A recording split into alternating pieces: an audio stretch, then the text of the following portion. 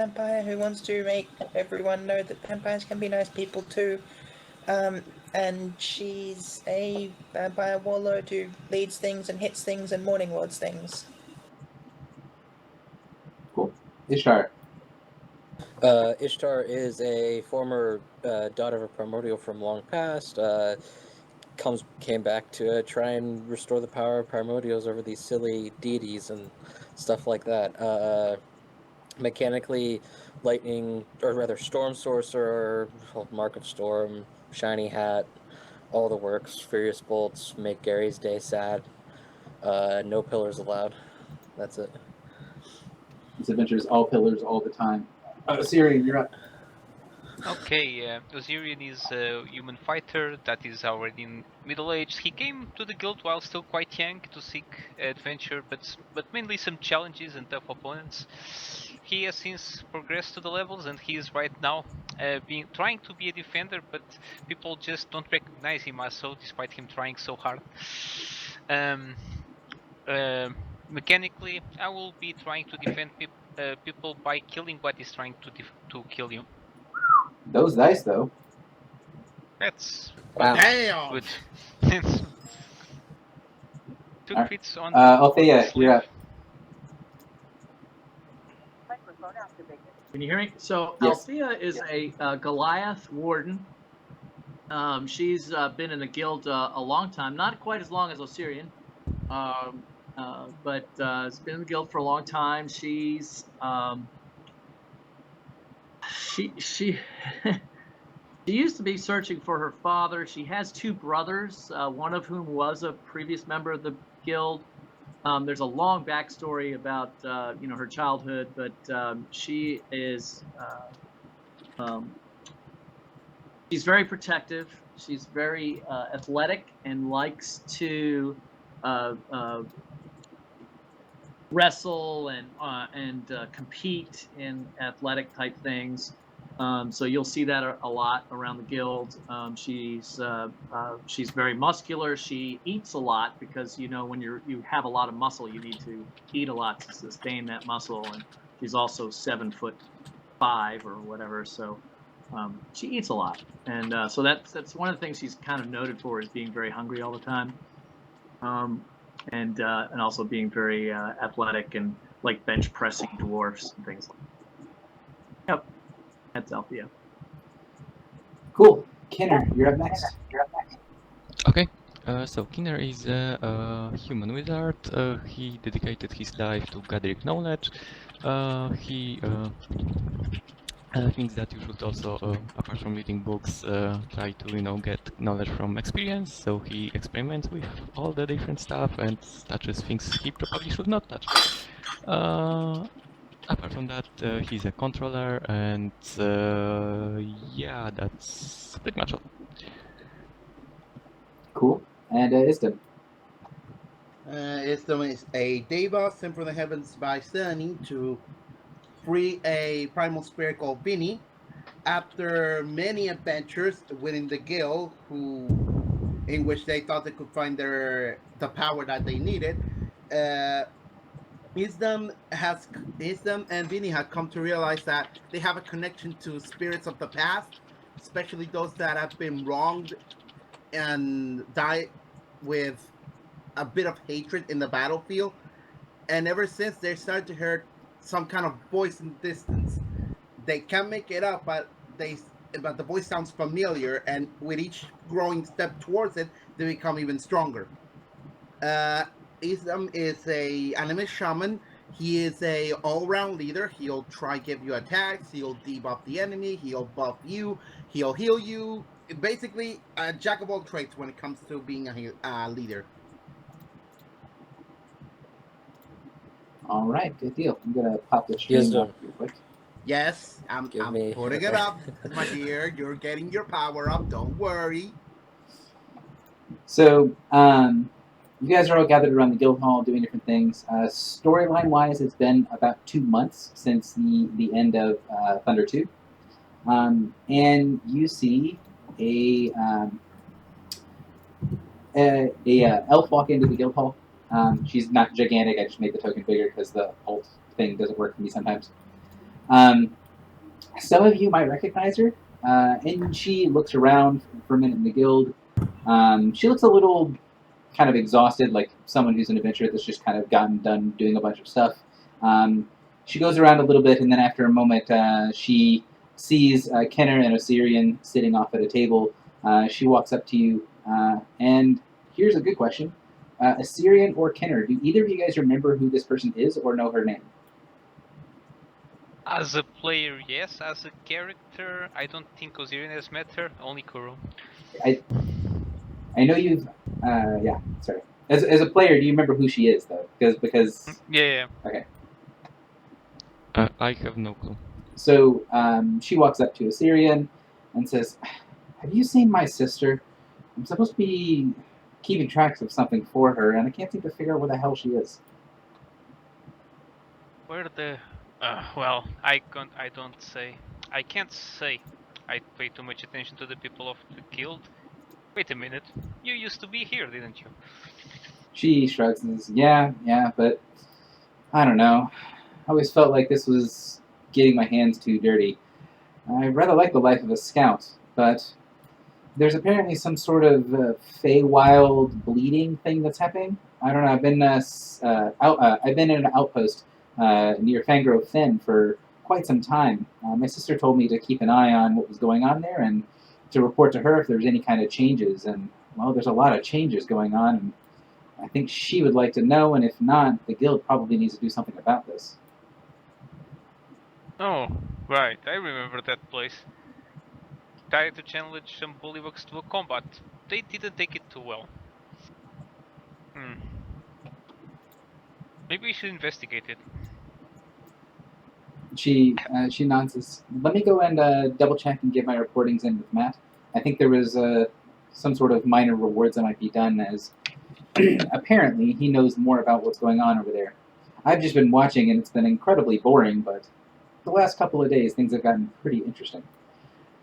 So she says, "If you can get some people, I'm going to go ahead and see if we can get some payment approved." And she turns around and walks off towards where the adjuncts are sitting.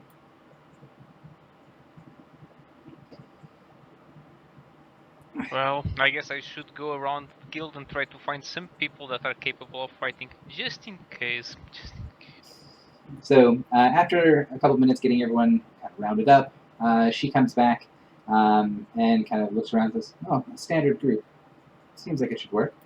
By the way, for those of you that don't know me," she bows very deeply at the waist. She has a spear that she carries with her with a really heavy metal ball that's near one end of it. And she says, "My name is Syria. Many of you probably know my sister, Leaxis. I was a adventurer like you all, but your things are a little bit too dangerous for my likings. I like to watch, wait, be not seen and see what all is going on in the world. As such, my sister told me that she would like me to take a special interest in Fangro Fen, as well. We've been trying to get back over there to figure out exactly what's going on with something or other over there. I don't know. I didn't ask a whole lot of questions, but she said that if something happened that the guild should be aware of, I would know it, and that I would know what it was when I saw it. And I'm very, very certain that this is the thing she was having me look out for. About 3 days ago, a storm broke over the fens, and it looked kind of like a normal storm, really. And then it just sort of stopped moving, and it's stayed there for a couple of days now. I've also noticed a lot of lights, things that are not quite right, happening off into the marshes, and I felt some pretty powerful magic being thrown around inside of the fens. The edge of Fangro Fen is also a weird place. It's constantly moving in and out of the Feywild. It's actually quite beautiful to watch, but that sensation has degraded away, and now, rather than it being a shifting landscape, it is just simply completely in the Feywild. It's easy enough to just pass through, like the entire area is one giant Fey crossing. After I noticed that this was now a little bit more navigable, that I was able to navigate it better, I tried to test the waters, go in a little bit, but things looked a little bit too hectic for me, at least for me without a party. So I decided to head back and let you all know that this is going on. Apparently, somewhere in the fens, there is a dungeon of some kind, full of all kinds of witchcraft and magic. I believe that, and she kind of unfurls a little paper, one of the adjuncts sort of job slips, and then puts it onto the table and says, I think this is a thing coming straight from the top. She taps on the top of it. You see on the piece of paper where you normally have the name of the client, you have just written as the name of the client, the guild, and then all standard rates for a group to go and investigate the fens.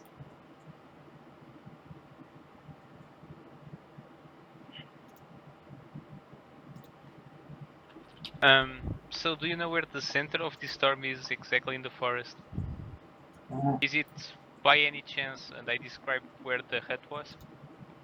So she listens kind of intently and says, that sounds like it could be a place, but the edges of the fens are very mutable. Sometimes passageways change and alter. It's part of the reason that I imagine people didn't go there immediately. My sister said that a group of the more well-paid, more well-armed adventurers went over there and weren't able to really find a way into the fens. The kind of lost passageways in the Feywild are making it completely impassable. Well, before a couple days ago, at least.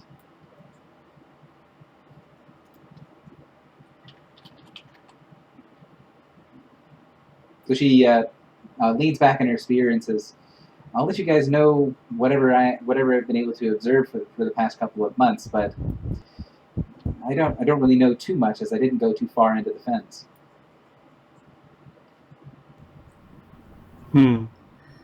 So this storm appeared out of nowhere. No, the storm rolled in like a normal storm. The thing that it's doing that's very weird is that it seems to have just stopped. Stopped moving, not stopped storming. By any chance, have you heard any low rumbling sound coming from those clouds?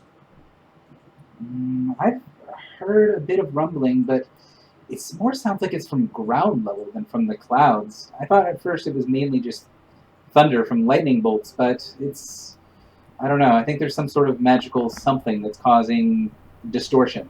Things that don't make a lot of sense are coming out of the fens. Weird lights, weird sounds. I see. I believe we may find a friend in there, if I'm not mistaken. The last time I heard and saw thunderclouds like these, we met an old fellow with quite an epic tale to tell. She shrugs. I haven't seen any people moving through the fens, although I've found some interesting tracks. Shall I take a gander at them being huge tracks? They weren't huge. They were. She pulls out a bit of paper and lays it across her. Actually, she'll probably just flip the contract on the other side. And she pulls out a long pencil and starts to sketch a mark of a track on the paper. Once she gets kind of done showing it, says, this is the actual size. And it takes up basically the entire paper, and it looks like a fairly clear imprint of a horse's hoof, but it's not chewed. Can I throw a nature check to kind of determine what it is? Sure.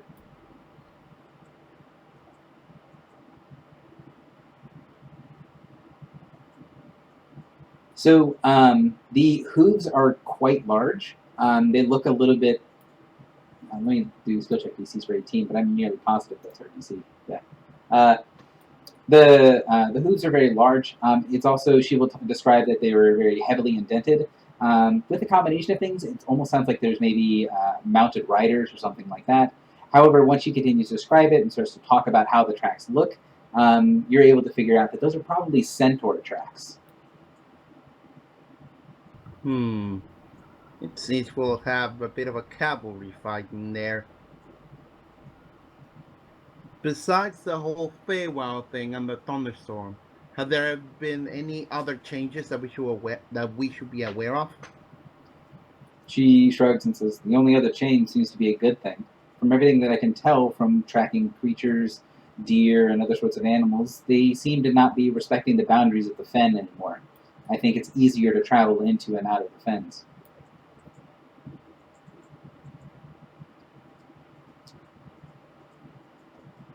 So she'll kind of sit there and say, I've talked with him, and apparently my sister is out on a roam or a mission or something. They won't tell me. Regardless, I think it's something that we should investigate pretty soon, especially since Matt thinks it's important enough to actually pay for a full contract for this. Well, you certainly got me interested. The last time I found a storm like that, I found a good friend. So who is to say we won't find another good friend this one? She, Interested in storms such as that. so she nods and says, well, I guess get your stuff ready and we'll head out. Wait, before we head out, not that I care, but your sister probably would want for you to check yourself for curses. She looks around, and you see her eyes kind of light up a little bit as she's kind of looking herself over. She says, I don't sense anything on me, but I think it would be worth it to have one of you check as well. She looks over towards Skinner. You're a wizard, right? Yes. So she would go up and say, if you wouldn't mind, and kind of put out her hands so you can use detect magic on her to see if there's anything on her. Alright, sure. I don't really think I had any... It's just an arcana check to see. Yeah, but I don't think I actually saw the curses any time. Well, Osirian knows that they can exist, and so that's what he brought it up. Okay, so I'm looking for something. You can tell that she doesn't have any sort of negative effects on her. There doesn't seem to be anything inherently magical. I mean, other than she's got magical gear and that sort of stuff. But she does not seem to be afflicted by a curse.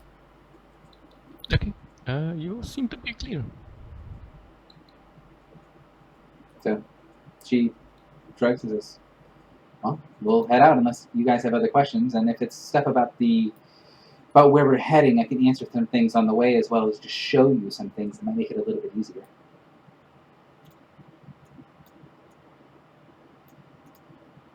So, not hearing anything from the rest of the party, so I'm going to go ahead and head out.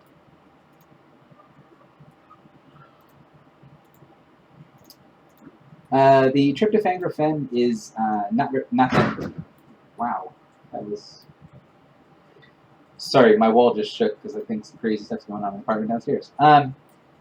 It just surprised me because it shook my whole computer desk. So the trip to Fangor Fen is not very treacherous. It's still in the prime material plane, and the area around the guild is especially warded from things.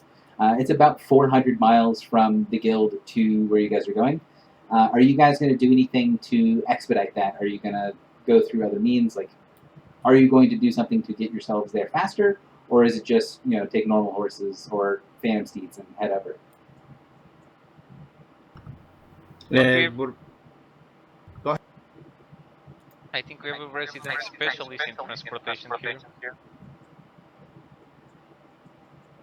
I mean, Kinner's got some Yeah. things that would help, right?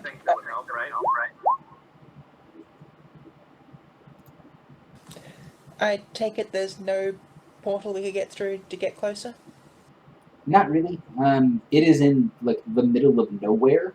The best way to kind of go from here to there would be to do a walk crossroads. However, that being said, Kenner knows enough about this area that you do not want to walk crossroads here.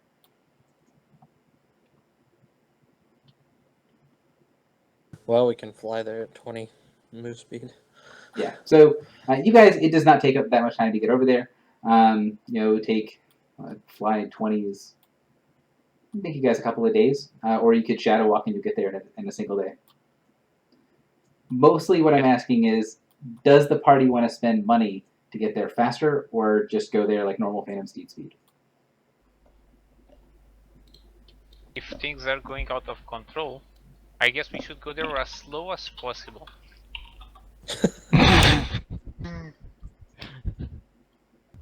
I'm gonna ask our I mean, it's esteemed what? colleague. Uh, what's the name of the girl again? Because I can't see and I don't remember that well. Syria. Okay, I'm gonna ask Syria. How much? How bad are the effects over there? Do you think they get worse in too much time? She says, well, things have been pretty much the same for quite some time. In the past few days, it's gotten significantly worse. It's taken me a couple of days to get back here, but I don't really know what is happening other than it's just raining in the fens. And that the barrier between the mortal world and the Feywild seems to have changed. I didn't see anything that said things were getting especially worse, but she just sort of shrugs. I've never seen anything like this before, so I would leave it up to you. I think we can afford the 95 GP each to cast Shadow Walk and Phantom Steed. But no, that's so much gold. Whatever will I do without my? I don't even care if we're on a time limit. Like, we can afford that. Just in Cool. character, I would do that just to get there faster. Like, Cool. Yeah, I have to agree. If Yeah. things haven't changed, but who knows what'll happen. So the splash screen here is actually decently accurate to what the fens look like. There was apparently some sort of settlement here as you guys are getting close to where the edges of the fen lie. It does look like there was either a pretty decent sized town or maybe a couple of villages that were just quite close together. But the area around it has completely been engulfed by this incredibly dense foliage. As you guys get closer, you can see, and Syria will also point out, there's a fairly noticeable distinction where it passes from being the normal prime material plane into the Feywild. And you see this just verdant growth everywhere. It doesn't look like there's anything that's especially like jumps out at you as dangerous, but there's like things like crocodiles and other sorts of things that would be threat to some people, but not threat to you guys. And the entire area seems to be kind of overgrown, and you can see fey lights that are kind of flashing off into the distance. And you can also see that there is a pretty large storm cloud that seems to be sitting over top of the fens. There's no other cloud lines or a bank of clouds anywhere around it. It just seems to be almost like one of those cartoon rain clouds. It's just stuck in one place. It's raining straight down, and it's very, very dark. Okay, well, given that, I'm gonna throw a nature check on this, just to get it out of the way. That no, this is not a natural occurrence. So, looking at it, you can see where the edges of the storm cloud are right about the edges of where the break is between the mortal world and the Feywild. So, you can't really tell exactly if it's just the cloud isn't moving and it is actually staying still, or if it just looks like it's staying still, and that storm is exclusively in the Feywild.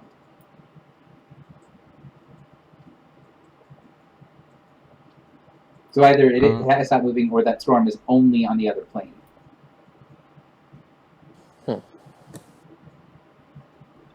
Do I feel any magical essence from the storm? Yeah, can we give you an Arcana check? So the storm itself doesn't seem magical. However, the area around the base of the storm, in the trees and in kind of the incredibly dense foliage that is roughly near the middle of this area pocket of the Feywild, you can feel some really intense magic that's like setting off alarm bells in your mind, where there are areas that feel like there are powerful people that are casting and doing stuff back and forth, but there's a very heavy layer of abjuration magic that is just throughout the entire section of the Feywild in the area. That being the types of magic that allow you to go invisible or to alter the appearance of something, illusion magics.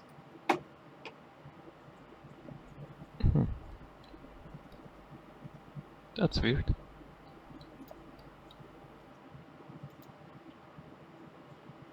So this, what you can sense from a distance, is that there's one, not only lots of magic being tossed around, two, that there's so it's illusion and abjuration. So there are things that are changed, are altered, and there's also, looks like there is invisibility or illusion or some other sorts of stuff that's hiding something else. And you can tell that not only is it just a bunch of things that are happening, but it's a bunch of different casters. Like you can recognize kind of a bunch of different signatures from multiple different casters. I guess the 45 is hard to see plus 10. So some of the stuff that's up that you can see is going to be you can recognize as specifically being magic cast by Fey creatures. Right, I will ask Seria if she noticed any well magically gifted Fey creatures around the groves. She says, "No, I didn't notice any gifted Fey creatures, really. I don't see really a lot of anything out near the edges of the fens, but I can sense that there's something going on with a lot of power in the middle." And she kind of rolls her shoulders a little bit and says, "Well, I can't see through some of the stuff that's down there, and that doesn't happen to me very often." Mm-hmm.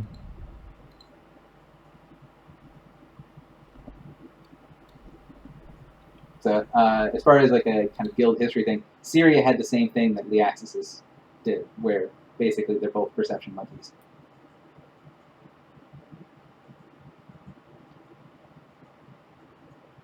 So you can tell that it's kind of bugging her that there's stuff down there that is hidden from her sight well enough that she can't perceive it. So, in my experience as an adventurer, as I look up Syria up and down, does she seem like she has grown up since then? Not really. Like she... Okay. Game mechanics wise, she's probably like level 9 or level 10.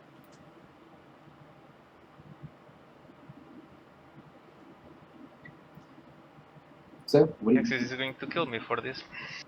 So she's also going to say that she does not want to go into the marsh at all. She has no plans on stepping across to go into the Feywild.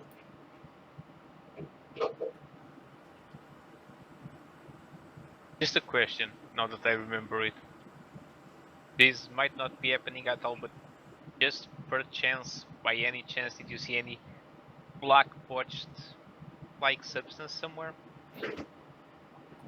She says, like the stuff on Chult. No, I didn't see any of that here.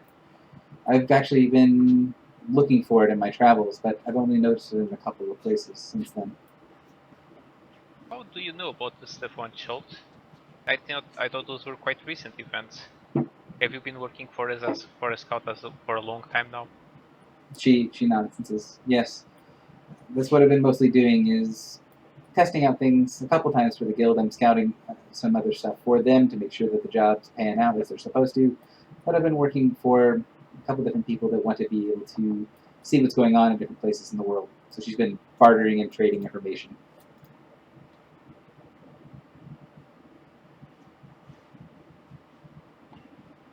So, Althea, Gabriella, Ishtar, Isdam, do you guys have anything you want to say? I don't think so. I guess Serena's the one who knows what's going on here. Althea's just seems to think is anxious to kind of get going and see what this is all about. She's ready to move on. I'll tell Syria as last thing. Should things get really hairy, like something really bad starts to happen, you might want to take a few steps back and, if possible, call the guild. She's not going into the fens with you. She's... No, I mean from the outside. Oh, like, yeah. A few steps more away. Ken or I assume that you're maybe a couple hundred yards from the border. I mean, close enough that it would be easy to cross over into it, but far enough that, I don't assume that you're standing right on the edge of the barrier, but relatively close. What is it you want to do? Okay, I just thought I would use Bridge disguise before she left. Okay. It's pretty much this. Of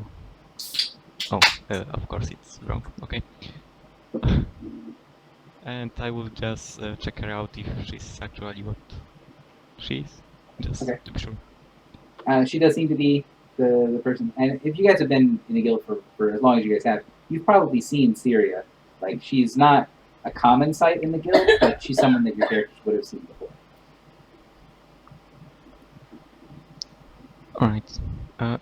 It should stay for an hour, so it will help me when we go in there as well. All right, so Siri will, she'll ask Kenner to kind of, if she can keep the steed in case things get bad, because I think Phantom Steeds is you and 6, right? Or is it 6 total? It's like 8, so yeah.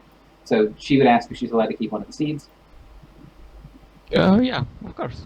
Right. And she's going to find a place to sort of bunker down on the outside of it, and she wishes you luck.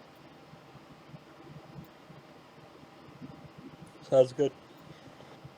So the question I have to ask here is, are you guys going to fly, and kind of, how are you guys approaching going into this town? Are you going to be at ground level? Are you guys going to be kind of flying over the treetops? Or are you flying up high enough that you might be able to like kind of see from a distance? And this place is kind of icky. I don't want to be at ground level if we've got wings. Well, you know, Same, metaphorically. Yeah, but I would say not. I would say we go just slightly higher than the treetops, because if we go too high, we might get spotted way too early. Also, we won't be able to see anything at ground level if we're too high. So, yeah, just a bit above the treetops, I reckon. So the second question is, as you guys head forward, are you trying to move someplace? Are you kind of go towards the middle quickly, or are you trying to go in such a way that you're trying to use the trees as cover effectively? You're trying to stealth, or are you trying to get to the middle quickly? Or a third option, if you guys want something else. I don't think there's a need for us to get to the middle quickly, especially because this place was, if I remember correctly, had like alarms up to wazoo, so we should approach the middle as quickly as possible and trigger all the alarms on the way there. Okay. Sounds good. Okay, if that's what we're gonna do, I'd say maybe also watch out, because if we're gonna just book it,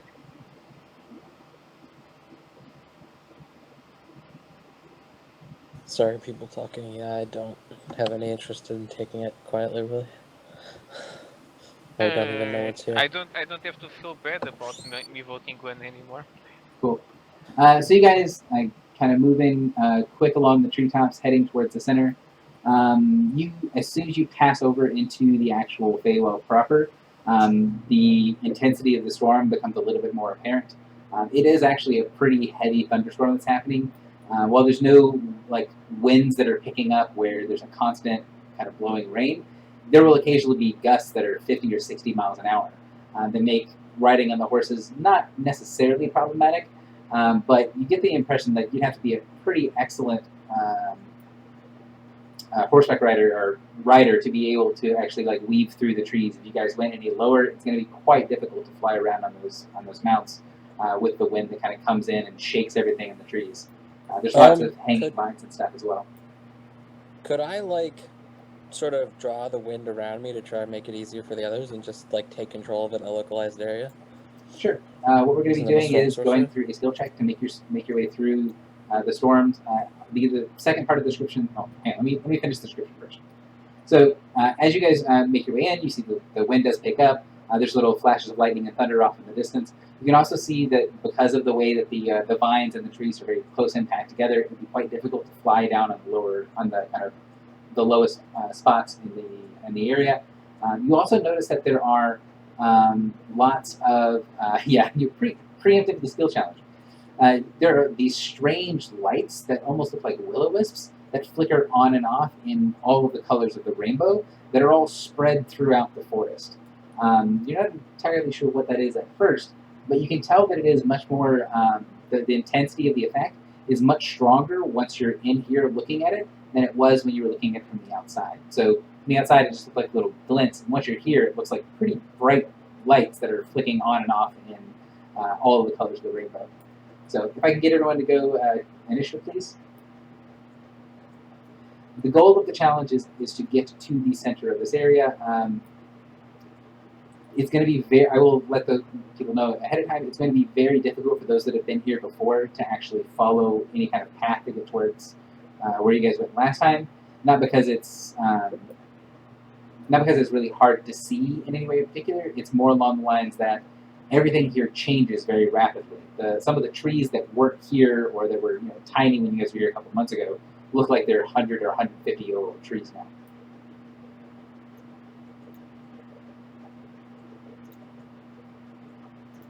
All right. So, Althea, you're up first. How are you? Okay, so this seems to be like this is kind of a difficult journey. Am I right? I mean, we're having to manipulate our steeds through a pretty heavy storm. Is that right? Mm-hmm. All right. So I'm thinking kind of that Althea would be, I think I guess she would. I was thinking endurance, but then actually, what I think she would do is, she would try to help everyone else. So I think she would be like using either nature or perception to look for threats and things that are in our way, and kind of guide everyone else to watch out for those things too. Okay. So let's see. I'm gonna go with which one's higher? I think they're identical. So I'm gonna go with perception because that makes more sense. Okay. So 29. We're playing at 18, correct? 18. So it is a little bit difficult to see. Mute yourself, please. Oh yeah. It is a little bit difficult to see, but you can sort of look off in the distance. You can see those fey lights that keep popping back on. You see one of the lights kind of appears relatively close to you where your guys are kind of going over the treetops that's actually down in the canopy. Appears about 20, 30 feet away and flashes pretty brilliantly for a second and then dies out. And as you guys are moving along, you can see that the gusts are kind of predictable sometimes, and you can watch, looking off in the distance, even though it's a little bit dark, the top of the trees ripple as those gusts come along, and you can sort of preemptively brace yourselves or even dip down a little bit into the canopy for a little bit of protection before popping back out when another one of those gusts come along. So, Syrian, you're up. Outside of intimidating my own steed, I'm not sure of what I would be able to do right now, so I'd like to delay, please. Okay.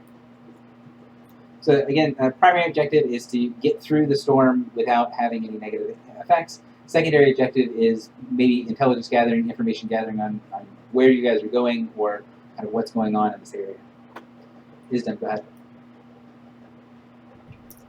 Okay, so yeah, let's go with that. I'm gonna try and speak with the spirits in this area so they can assist me in,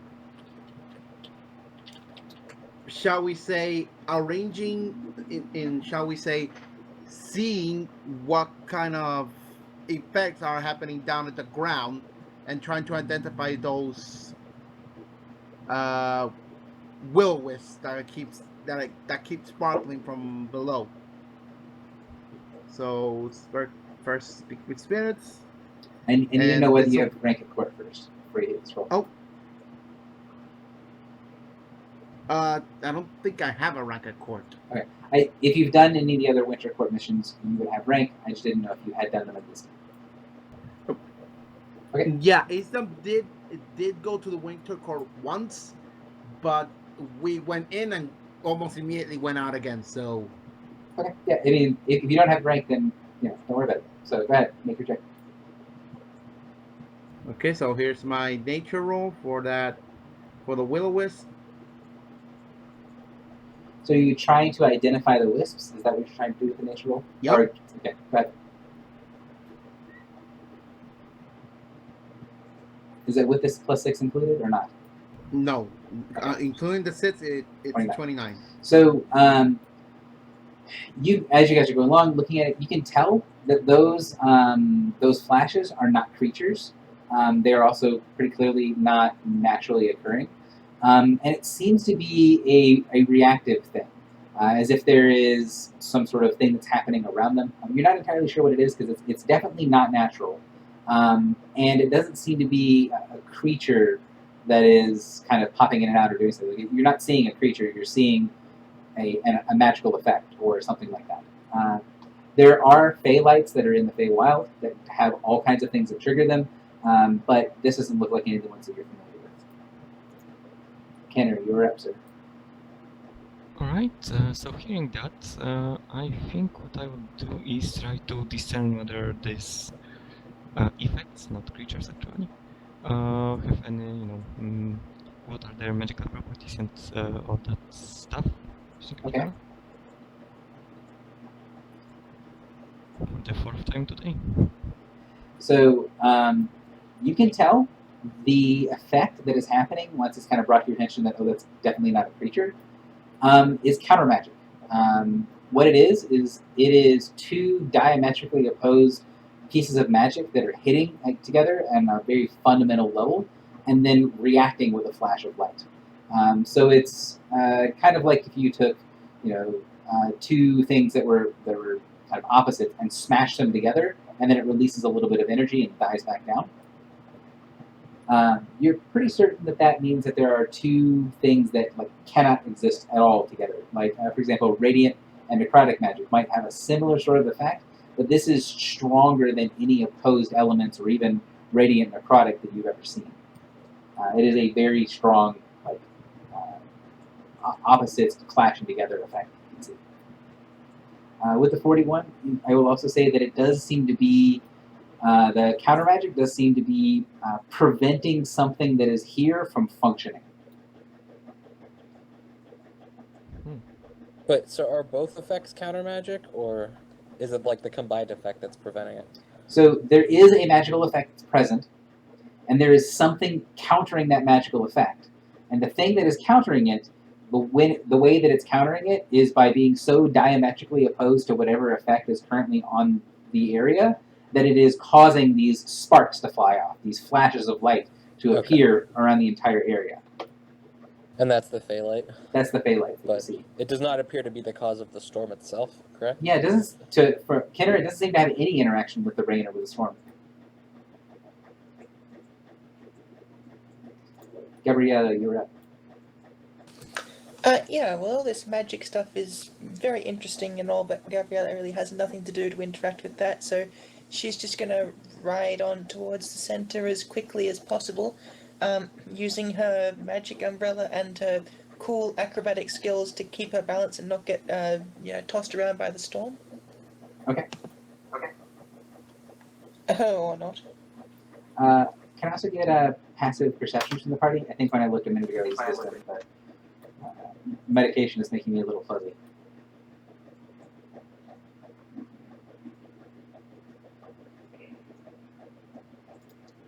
Cool. So as you're going along, you see one of those kind of gusts of wind and a little bit of debris come along. And both Althea and Isdom know that as Gabriella kind of gets a little bit more to the front of the pack to kind of move on quickly, you see that some of the stuff that came up with that last gust of wind wasn't just debris. You're able to see that when the gust of wind came, there were a couple of arrows that came up with it.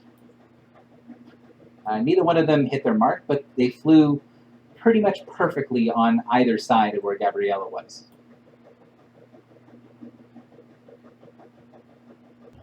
We got company. Ishtar. All right, so seeing that, I'd like to probably stick with my original plan of basically I'd like to draw the winds and the storm to me and sort of, but I'll sort of fly down below, if that makes any sense, to try and bring the storm with me to try and shield us from further arrow assaults. Okay. And my normal to draw the magic to me is endurance. I don't know if that is appropriate or not. That would be fine. To you.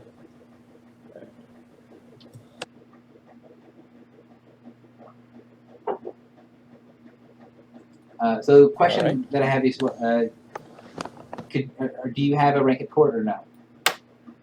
No, I do not have a ranking court, and Ishtar explicitly does not want a ranking court. Cool.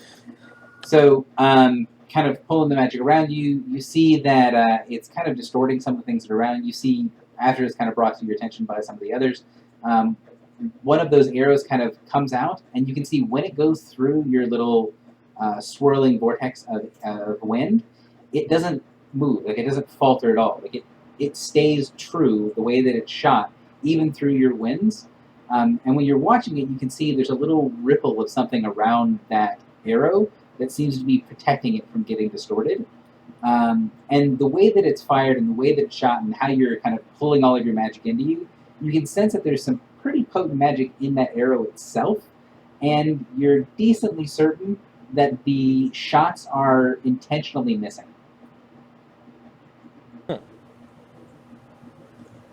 Okay. So you draw a big chunk of the storm into and around yourself. Let's see I your will relay that to the party to do what they want, because I don't know what to make of it. Alright, so are we flying above the tree line right now? Yeah, you guys Or- are just above the top of the trees. Okay. Well, I think I'll go with my original plan. I'll look my and since we need to move closer to the center of the storm, and I want to get to the guys that are shooting arrows at us faster, I'm going to urge my mount to action by saying that I can always get a new mount. Okay.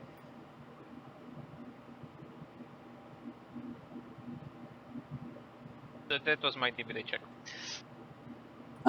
It looks like it's either one or maybe two shooters. So one very good archer that's firing quite quickly, or two different archers. The mount doesn't seem to really care very much about your yelling at it, trying to get it to move faster. It just sort of continues to plod along as it does. So at the end of the first round of the challenge, you guys have a couple of options of how you want to proceed here. You can tell that the storm isn't really getting better or worse. You probably, if you kept going straight towards the middle, you probably have about one more round worth of skill challenge round worth of stuff to get closer to the middle. The area around you is darkening pretty heavily, like you guys are going further and further into the storm. And you can still see that kind of off, not 100% of the direction you're going, but maybe just slightly. Your guys are going almost exactly due north, and just slightly to the east is where those arrows seem to be coming from. Although, looking over there, you don't really see much of anything other than there's a small area that looks like it's a little bit clear with the broken remnants or broken ruins of the edge of that town that gets swallowed up by the Feywild. Perhaps at those centaurs, I believe, Could be. mentioned. I think centaurs were mentioned. I vaguely remember. Correct. So what I'm going to ask from you guys is, right now the group has a group decision to make. Either keep going straight forward and get towards the middle, or if you want to take some more time to investigate the magic of the area, you can pause and investigate the magic, or you can go and investigate the shooter.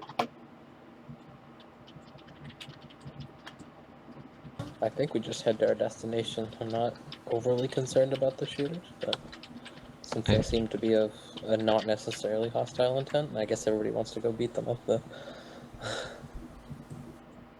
I mean, the shooters Easy for you to say you're not getting shot at. I'm trying to draw the shots to me, but intentionally not shooting us. I think we have a clear 3 winner.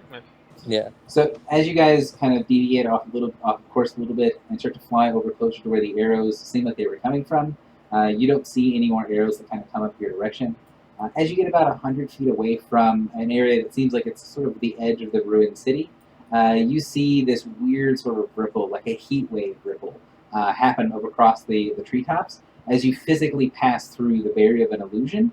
And on the other side of that illusion, you see an open field with a wall that looks like it's been broken down, and a group of centaur that are gathering mostly on the edges of the clearing. But there are 2 centaurs with longbows that are standing in the middle of the clearing that are looking up at you guys as you come along. They have arrows that are nocked, but they're not drawn, and they seem to be sort of paused waiting behind a third centaur that has an enormous braid that seems to have a bunch of other braids tied into it of different colors.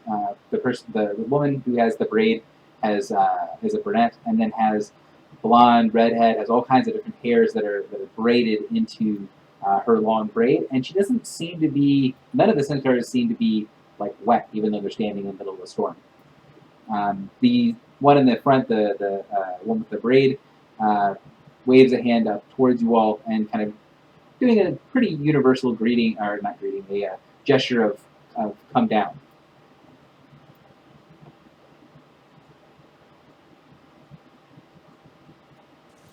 Well, I'll come down. Yeah. I will descend in the storm sort of die out around me probably when I get near them. That Other is than what my she looks like. normal lightning. She does look terrible. Let me see if I can get the other correct token. The picture. Not a fan of looking at the top of our decks, I see. No, it's back, same thing. Just to make sure, when I look at the center and I probably still have that bridge disguise up, would I feel that she has some kind of a disguise? No? You can definitely tell the illusion or the veil that you guys flew through was a pretty like area-wide disguise, and there seem to be pockets of illusion that are spread through this entire area of the Feywild. She herself does not seem to have any sort of illusions or any disguise about her, but you can see that, especially on the horse's part, there's lots of tattoos and marks of spells that seem to be kind of all along her flanks and down her legs. So she's pretty obviously some sort of spellcaster. She might be able to be the source of the illusions that you guys are being able to see, that you guys just flew through. That wouldn't be unreasonable, but she doesn't seem like she's disguising herself at the moment.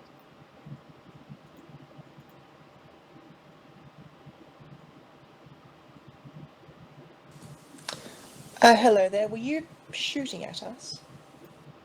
So do you guys all fly down, or I assume so? Yep. Oh yeah. She smiles, nods her head, and says, "Unfortunately, yes, I did ask my two compatriots to get your attention in some way that seemed a little bit that might seem a little bit mundane and boring, but casting magic here right now is treacherous." Oh, why is that? This entire area is in flux. And she kind of takes her staff, crosses it across her chest, and then bows forward, extending one of her feet down. Kind of have you seen a horse curtsy, or do their little? There's a special name for it. I'm blanking on. She does kind of a mixture between a bow and a horse's curtsy, and says, "My name is Juris, and I must ask what your business is here. There are many Fey matters to be handled this evening, and I do not see that some of you belong here, and some of you are not going to be on the right side of things." She looks towards specifically Kenner, Althea, and Assyrian, I think. She kind of gives a note that she seems to recognize people that have rank in the Winter Court.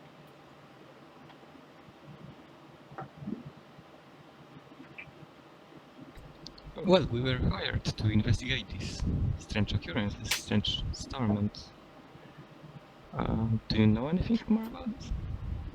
She says, "Of course. We are here reclaiming a section of the Feywild that has been lost, been placed in untenable hands, and has now grown very unwieldy. We also might need to recover any sorts of problems that are in this area. I believe we are actually about similar matters this evening. We are looking into the disturbances here. But I must say, this disturbance and everything with it is a Fey business. I apologize that we are so close to the mortal realm now, but we will be bringing this place away from the prime material plane as soon as our business here is through."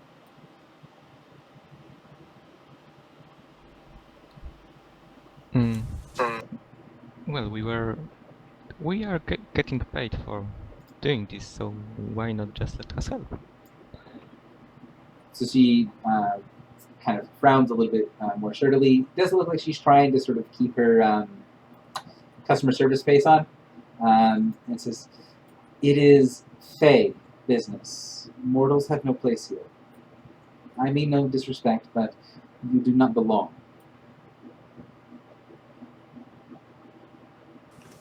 Oh, what is this Fey business? Listen, there is some remnant of a powerful member of the Winter Court here that could be quite dangerous to mortal kind and to the mortal plane itself. There are many things that are normal and natural within the Feywild that would be harmful, possibly even deadly, to those outside of it. As such, we are trying to mitigate as much of the influence of this pocket of the Winter Court and do what we can to bring this out of your area, out of the prime material plane. Well, you're not doing a good job. I think what my colleague is trying to say is that if it affects our world, then we should be able to help. This is our business. You're going to give me a diplomacy check to go along with that? Sure thing. Should I assist? Sure. I Please was don't. joking. So you're gonna assist diplomacy check.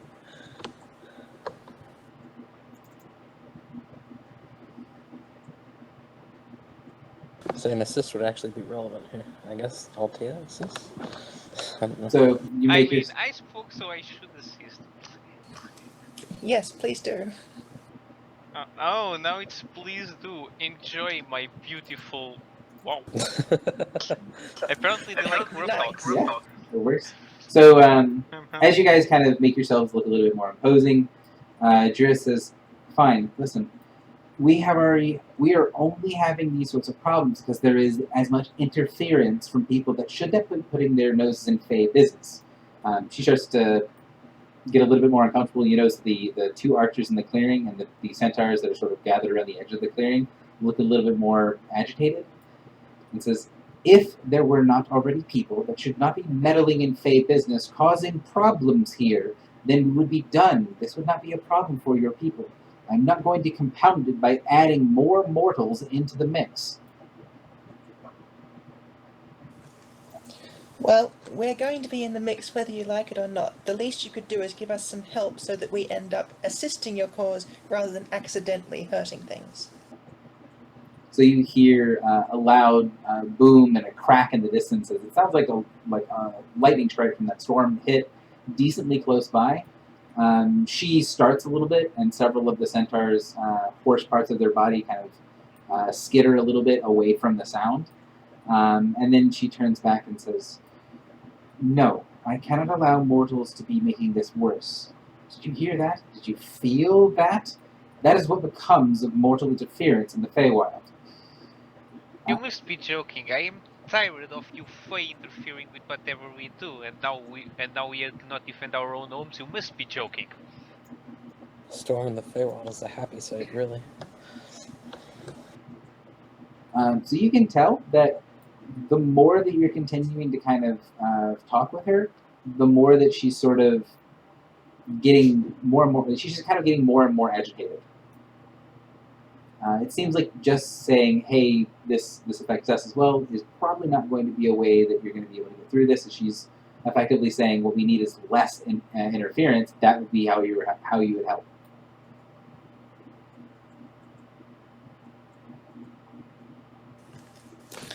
Well, that's not an option, so... So what do you mean by less interference? I would say that as this is going on, you hear the archers kind of talking back and forth to one another. One of them says to the other in a very archaic kind of older form of Elven, one that would be really difficult to understand, with the exception of the fact that Kinner speaks all languages, and says, "They're just Winter Court. We should just kill them and be done with it."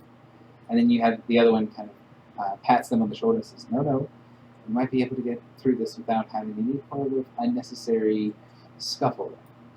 And you see the two archers are kind of quietly talking back and forth. They are talking low enough that it's kind of under their breath, but at the same time, it's sort of obvious that neither one of them think that you're going to be able to understand the type of Elven they're speaking, because it is fairly difficult to understand.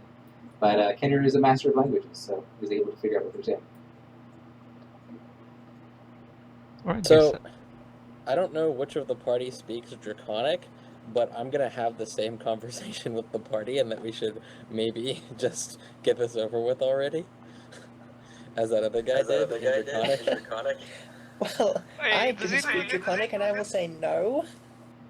Who else I in have to this agree party with speaks that. Draconic? They're just Because I don't. Fae. They clearly they don't want us to interfere. Then we will leave them alone and do our own thing without killing them for no reason. How You about really that? think they're gonna let us just fly away into the storm? Well, If- if they attack first, then fine, we'll fight back. But then clearly not actually that interested in doing it. Otherwise, they'd just be attacking us rather than discussing. I have to agree with Still saying Gabriela. we I should take wouldn't the want to preemptive fight strike. them, not in their turf. That goes against everything that Islam even thinks about. This is their nature. This is their land. Going against them without good reason is not in his book. We're And in a also- pillarless clearing, right, Gary? I mean, Well, I that haven't was placed the stuff. pillars on the map yet, but they will be there. Okay. Then it is in fact their terrain, and it's terrible.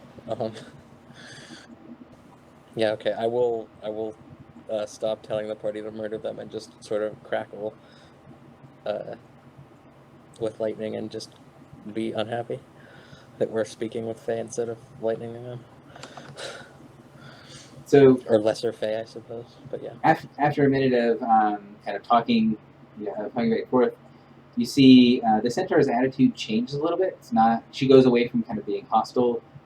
She sort of adjusts where her staff is sitting to be in a more neutral type position, and says, "Fine, if you're just not going to leave, I don't want this to escalate any further.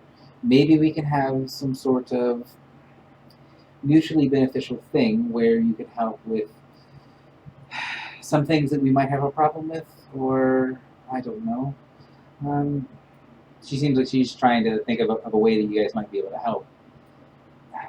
You could also remove the other problem, and then we would be able to be to get this place more looking like it should. There is already mortal influence, and that is what is causing this problem. So maybe mortal influence can be gotten rid of with more mortal influence. Does that sound like something you would find acceptable? Perhaps. the sounds What of is the this sounds mortal of influence? She frowns and says, "There is the outpost, the pocket of winter magic here. It has a lot of power, a lot of energies, things that could be very deadly or dangerous if people do not know how to handle them. And there is someone else that says that within this pocket of the winter, there's something that he wishes to claim. A giant has made it very difficult for us to get close to the pocket of the Fae and seems to be very stubborn." Oh, that's going to be a problem.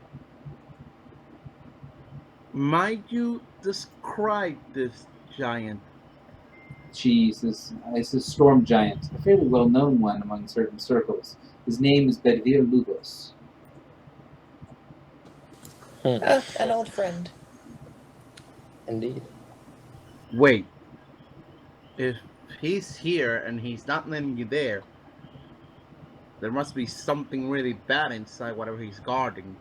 When you hear when one of the centaur hear you call Bedvir a friend, you can notice like the ones that are on the edges, their hands get closer to their weapons. They seem to readjust their shields a little bit.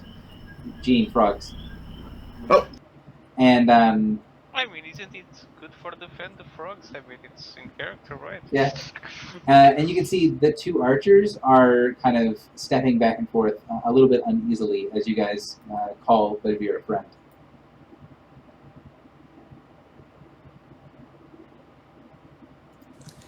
Whatever the issue is there, I'm sure we can handle it. Then we can all work together to solve this problem you're having. Yes, if this person is a friend of yours, maybe you can convince him to allow us to do what we need to do, allow us to do what we've been tasked to do, which is to cleanse this wretched little area of winter. Very well. Yeah, look over the others. Shall we go? Indeed. Wait, I have a question first. You don't like winter much. Why is that? So she gives a kind of a weird look and says, obviously I'm a servant of summer. She kind of lifts up her legs a little bit, and you can see on her front legs, there is just above the knee a little band that's kind of wrapped around her leg. That looks a lot like the marks of rank that you guys have seen in court before. The band that's around her leg looks like it's different in kind, but it looks similar enough to the ranks in winter that you'd be able to recognize it. Does someone want to give me maybe a streetwise check to see about what that thing might be? Or get more information if you want? Would a history work? History could also work, although it's going to give you different information. Yeah, I'll roll some streetwise. Why not? What's the worst that could happen, right?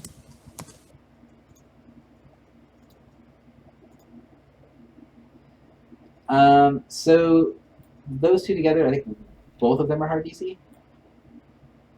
No, mine's one lower. Okay. So historically, you can tell. Okay. There we go.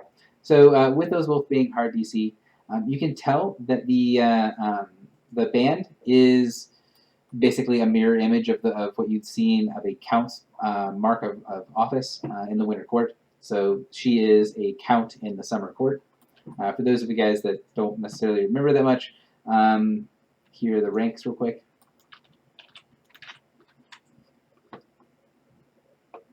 So being a countess means that she is a decently high rank in the Summer Court. Looking around at some of the others that you see in the Grove, there are several others that have bands, but their bands denote them as being knights in the Winter Court. And you can see that on the Kenner, you can tell the way that their bands are all set up, they all seem to be wearing not only the bands of summer, but there's another band just below it that seems to be, it's all the same on all of them, and looks like it's going to be pretty reasonable to assume that they are all vassals of this one count. So she's pretty clearly the leader of this little group. Okay. And And because you're from a different court, you should just attack us? Is that it? She frowns and says, I would never do something so crude, but if you are going to be working against us, and you are also Winter, that might be something that will stir up the pot a little bit more. Now, you can tell that she's trying to say that she won't just attack you because you're Winter, but it's pretty obvious that she has a certain amount of disdain for Winter that carries through that she's going to be much more likely to treat you guys poorly because of Winter rank. Or at least the people who have ranks in the court. She's going to be hesitant to talk to them. Well, let's go, I suppose, speak to Bedivere and see if we can figure out this mess. Agreed. Because this, I get the feeling this is just gonna get a lot more complicated, a lot quicker. one more question. Who has hired you? The guilty is always looking for more job. She says, my lady gave me this task directly.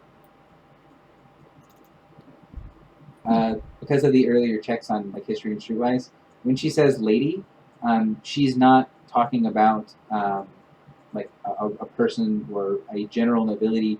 When she says lady, she uses the capital L. Yes.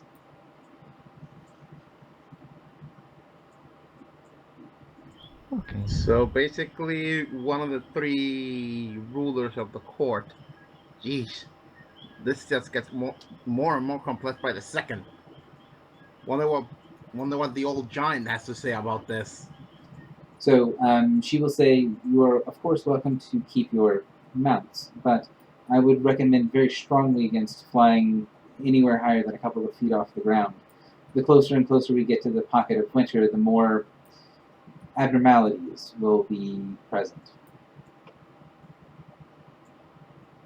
You can tell that she looks uncomfortable talking about pretty much anything about winter, and you can tell that she's trying to not be as dismissive, or she's not trying to talk about winter in a derogatory way, but it's kind of difficult for her to not do that. Thank you for the advice. So you guys all follow along with her, I assume? Yep. Cool. Yeah. So follow along with her. As you guys get a little bit closer, you can hear that rumbling off in the distance, and you can hear a couple more lightning strikes. As you get a little bit closer, you start to see that there is more and more layers of veil that you guys are walking through, more and more layers of illusion. And as you guys are getting closer and closer, you start to notice that what was being veiled was some sort of fight that's happening in the distance. It was muffling the sight and the sound, and there are pretty much a constant stream of lightning bolts coming from the sky and striking into the ground.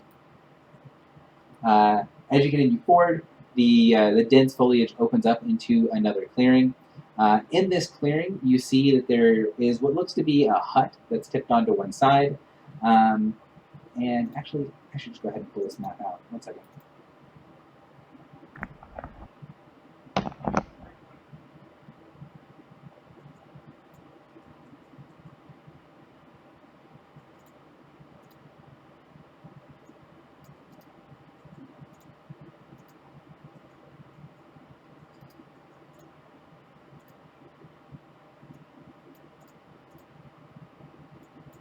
So as you get to the edge of the clearing, you guys should see this. There is an old fence that is gathered around this area with this hut that looks like it's tipped over on one side. It has really big chicken feet sticking out of the bottom of the hut that seem to be twitching very slightly. Inside of the fence, there doesn't seem to be anything going on. Outside of the fence, there are just thunderbolts raining down from the sky. You see Bedvere, who's standing in kind of all of his glory, holding a spear in one hand and a hammer in the other. And he's gesturing with the hammer in a very sort of mechanical, like he's, sorry, my brain is not working well today. In a very mechanical, don't know where they're moving for, non-enthusiastic way. He's gesturing with the hammer, you see a lightning bolt. He's gesturing with the hammer, you see a lightning bolt. And you see little shimmering things like more illusions that are spread out around Bedvere. And you can see that his entire body is dotted in arrows, several of which have vines that are growing out of them and trying to constrict the giant as he's sort of brushing them off and continuing moving along.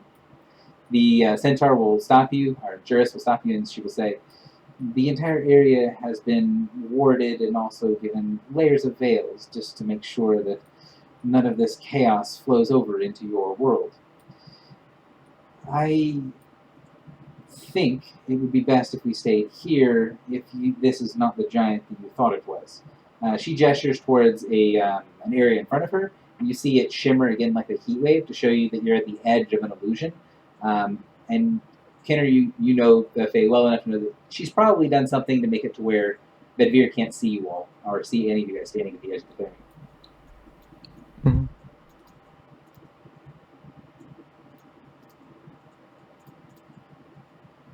So, what do you guys want to do? You see him over there. He seems to be chucking lightning bolts and occasionally getting shot. Well, if we are to talk to the giant, I think you should stop attacking him for a moment. You see arrows flying up. You don't see a source for those arrows. Well, I assume that it's hers. It's, her people. So she will nod. She pulls out a little wispy, like a small hunting horn, and blows 3 quick, clear notes on her horn. And you see pretty much immediately the arrows stop flying, and you see kind of moving off away from the clearing and into the woods on either side. a bunch of shimmering somethings moving very quickly away from the clearing and off into the woods. So she slides the horn back into a thing at her side and says, "There, you have a small reprieve. Let us see if mortals can get rid of this problem caused by yet more mortals." She gestures for you to keep going, or for you to keep walking ahead. All right. Can we go in without breaking the whole seal, just to maybe make it easier for us to talk with Vernier? I don't know what you mean. They said they have like a ward spell around him, correct? There are wards placed all around this area. Yes, she's basically saying step through the ward, and if you want to go talk to him, he can't see you. All right. So as soon as you guys step into the clearing, you see Bedivere kind of gesture with his hammer over towards your direction, and then after a moment he pauses and goes, "New Fey trickery." He starts to thud closer towards you all. So now I'm actually going to have you guys back in initial order, just to make sure that everyone has a chance to talk and do stuff. Althea, what do you do as you step out in the clearing? And for those of you guys that have a decent passive insight, like Isdom, you can tell that he does not recognize you as a friend at the moment.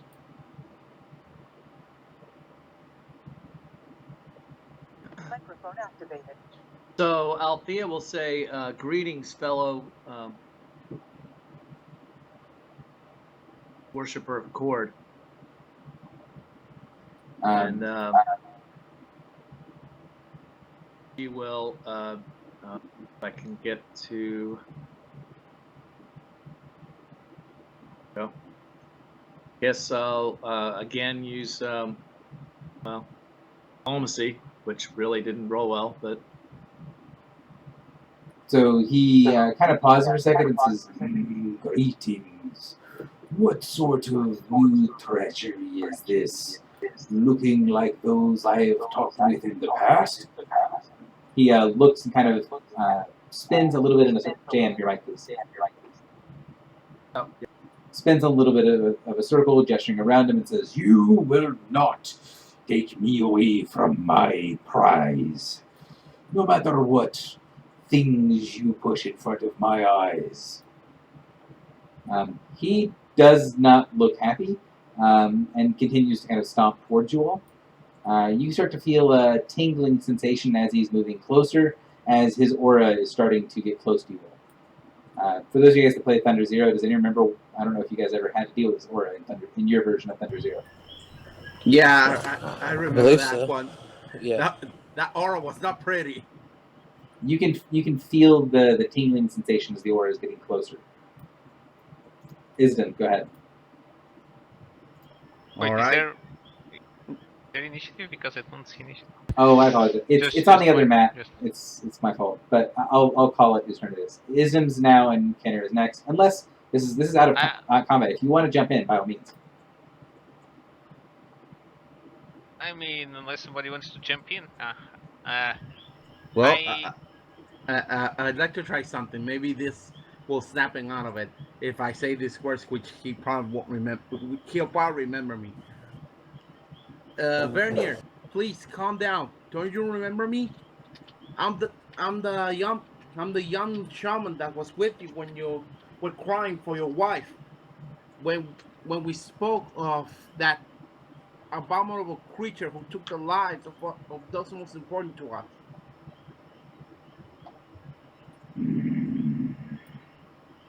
Go ahead and give me a check of some kind.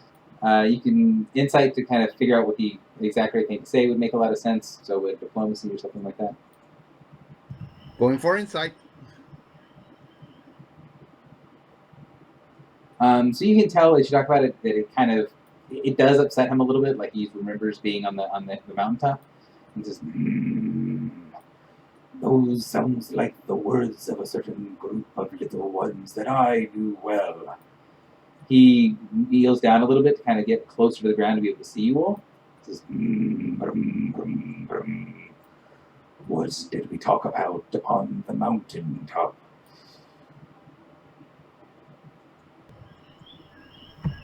We talked about sadness. We talked about how it was so difficult to lose one so important. You were in a haze. Thunderstorms roll around you. Even your spear was not as it usually was. I can remember it well, since my ears still sting at the memory of the blood that I drew when I called upon my goddess. You told me once then, we'll meet again when you become stronger. So he kind of gives a weary smile and says, brum, brum, brum. Either a well-crafted lie, and he laughs to himself like that's some sort of incredibly funny joke, or you are the little ones of the guild. What brings you out here on such a glorious night? He stops and seems to have not identified you guys as a foe anymore.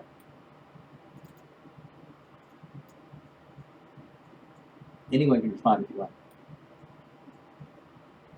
Siren is unhappy. I'll respond and say what brings us here is this storm, this Feywild disruption, whatever nature it is. It was worrying the guildmaster, so we headed out, and apparently there are some very unhappy Fey with you outside of this area as well. I believe these Fey work for a group that is going to try to take my prize from me. The witch here, the witch of Fangrofen, lie dead by someone's hands. Your appearance here and this Matt person makes me think you might have had a hand. I mean, we killed something. I think we just killed a hut, if you ask me. So he nods. I thought it might be. He kind of sits for a second and thinks, So what do you do now? How have you made it past the centaur and their overwhelming cloak of illusion and fucking arrogance? And that last part, he just screams out into the forest. I didn't talk. Well, we told them that we'll see what's going on in here, and they pretty much let us through. So he cocks Rather ahead. boring way to enter, unfortunately. He cocks ahead to one side and goes, Good. Well, they're going to try to stop me from reclaiming what is mine. I would hope to think that you would not be so foolish. Yes, little ones of the guild? Of course not. May we ask exactly why you're trying to reclaim? So, you guys, does anyone here have the words for Thunder 1 on this character? Like, did you complete Thunder 1 on this character? Yep, that's the wrong character for me. So, he says, the witch of Fangrofen, she slighted me. She tried to steal what was mine. He flips the spear in his hands, but also she looked to improve her brood. The witch stole my baby Blue, because she had a pup of her own of superior pedigree. Something taken from my own blood. I want it back. She has taken this creature that I have so well trained, something that would be able to create a perfect Bahir. I want it back. All of the other nonsense that these Fae are talking about, whose realm it is, whether this is a summer or winter thing. Ha! What is important here, he puts one finger up and kind of shakes it off into the woods, is that I wish for my pup back.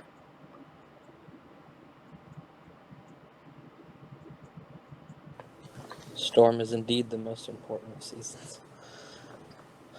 So, Well, translating from Bedbeer, those of you guys that did Thunder 1, remember that the trolls took one of the baby Behirs, one of his things from his stable, and tried to take it back to the witch. And this is also for people who have maybe not run it. And what he's saying is that she the reason she wanted to do that is because she too had a pup that had very good pedigree, and that is what he wants from the situation. He wants the Behir pup. And So apparently, he wants. Got it. So he wants to steal from her because she stole from him. He's saying she's dead, so he wants the pup, so it doesn't go to waste. And do you know More where like a this free pup clearance. is? I know something of where the pup lie within the hut. It is too small for me, but an old friend of mine spent many a day wandering the halls of Baba's hut. He has told me where the pup is likely to be, and if I work my own magics, He cracks his knuckles a little bit. I can tear through until I find my pup. Whoa, easy there, big guy. There's no need to go that far. You might accidentally hurt the pup. Why don't we get it? That should give you your pup, and then there won't be a reason for you to stay. So the ones that are attacking you will stop their travesty, and you can be on your way. The summer creatures did allow you to get this far, but I'm not sure you can break through that barrier that surrounds the hut. They have warded it off from all sorts of things, even me. He punctuates that by gesturing with his hammer, and you see a lightning bolt fly out of the sky, hit the area all around the fence where the hut is, but none of the bolts actually land in the center, land inside of the ward. If you can convince Summer to let you go look for it, I trust you as good enough with your words that you can bring my pup back to me. So, again, translation from Bedveer, also because I'm a little spaced. He agrees that if you guys will go into the hut and get the pup for him, that he will stop attacking the hut. He'll stop trying to break his way in.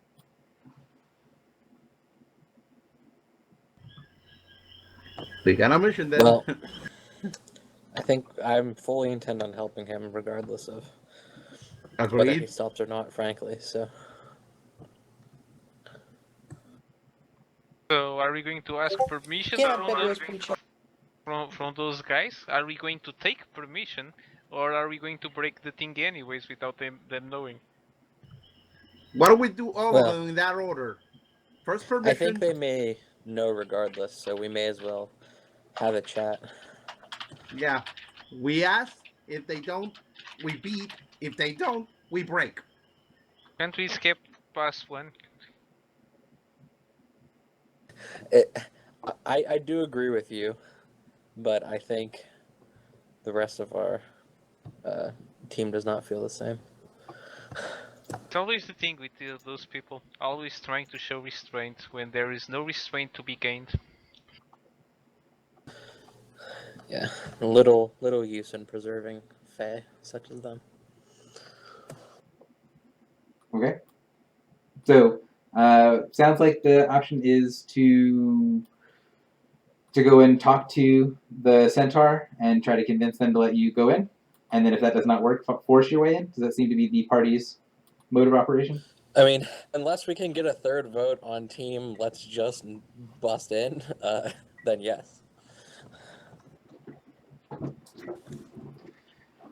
All right. So No, but I'm sure we can work.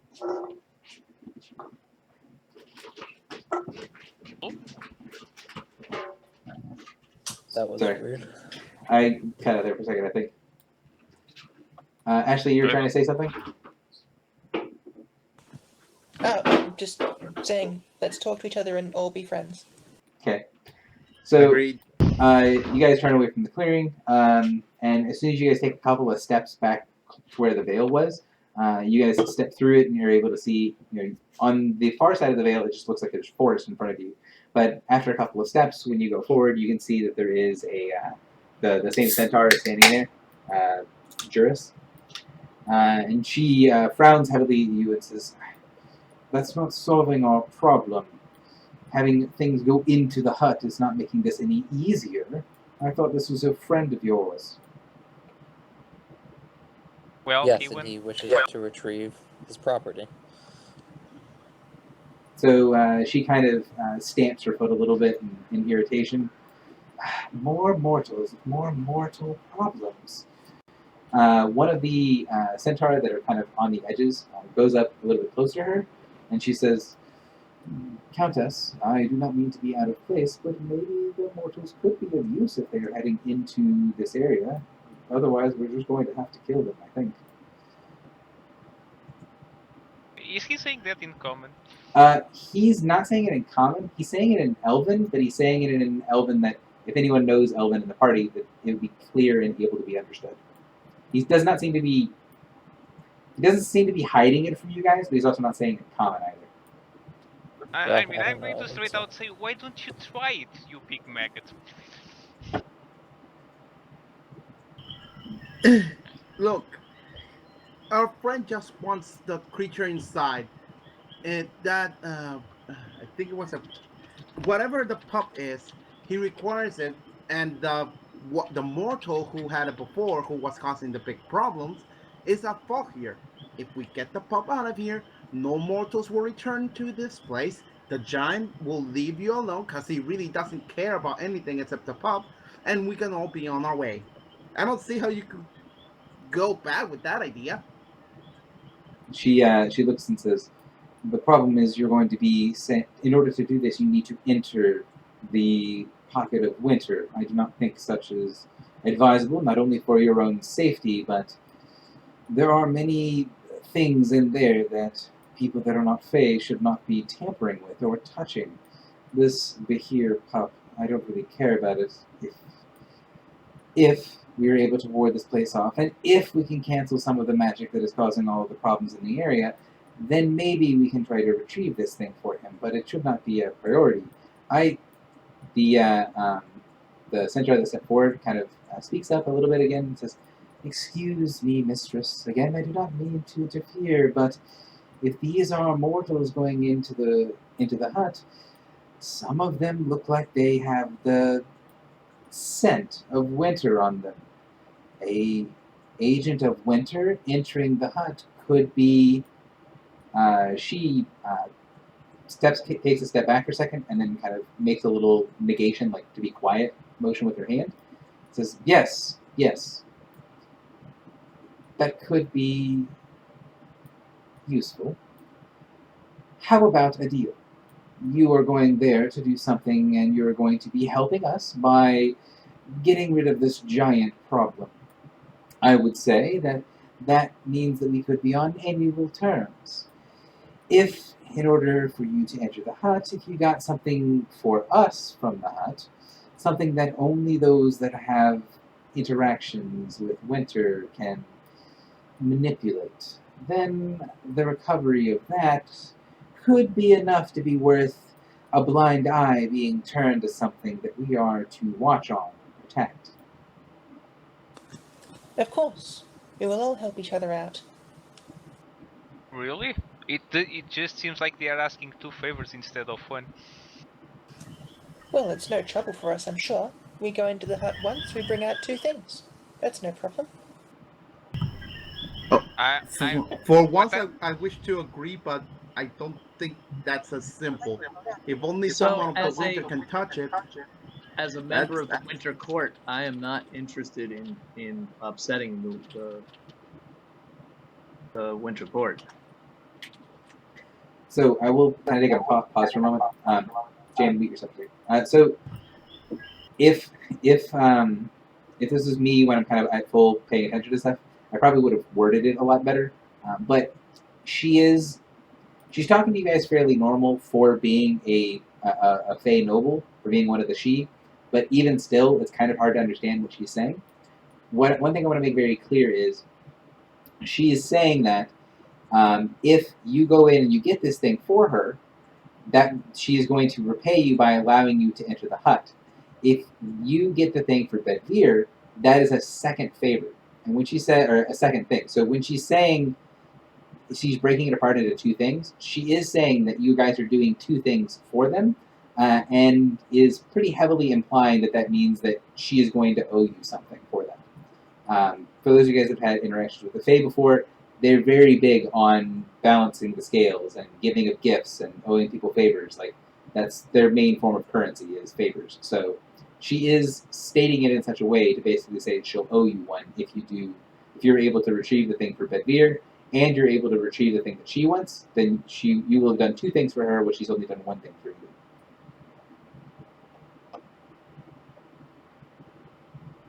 Well, I would say that if we are capable of retrieving that thing for you, we probably will. Because we don't know what is inside there, and we cannot just tell you that we will do something. So she says, yes, that could be... The object is not going to be difficult to take. It should not be warded or protected. It should not even be difficult to carry, more or less. Just go and get it. I have an idea of where it might be. And if you can obtain this object for me and obtain his pet for him, I will owe you a favor. The thing we are looking for is slightly sensitive, but it's very simple in make. She kind of does a little gesture with her hands and shows you an illusion in her hands of, looks like a bigger kitchen knife, looks like an iron cleaver.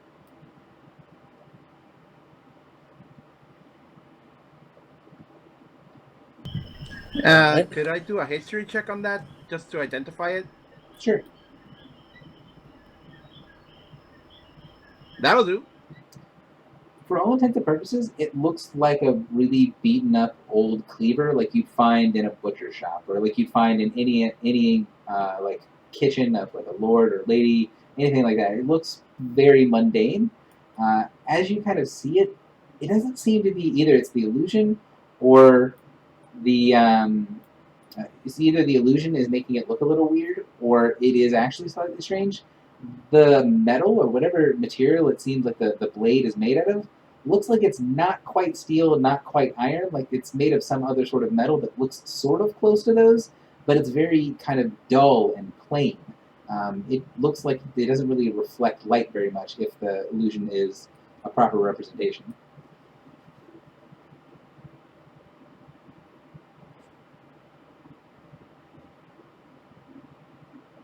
So if you wanted to try to identify what the metal might be, that would be a dungeoneering check, or you could try to justify some other check if you'd like.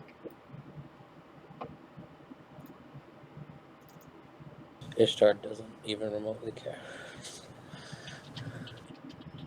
Alright, I'll give it a try. Got nothing to lose. You're not certain what it's made out of. Again, it might just be the illusion that's... It's not perfect. It's a decent illusion. Like, you could pretty much recognize it. It's got lots of dings on it. It's got a little loop through the end that looks like it's designed to be kind of hung up on the wall. It should be relatively easy to identify. And she will say, clearly it is in the kitchens.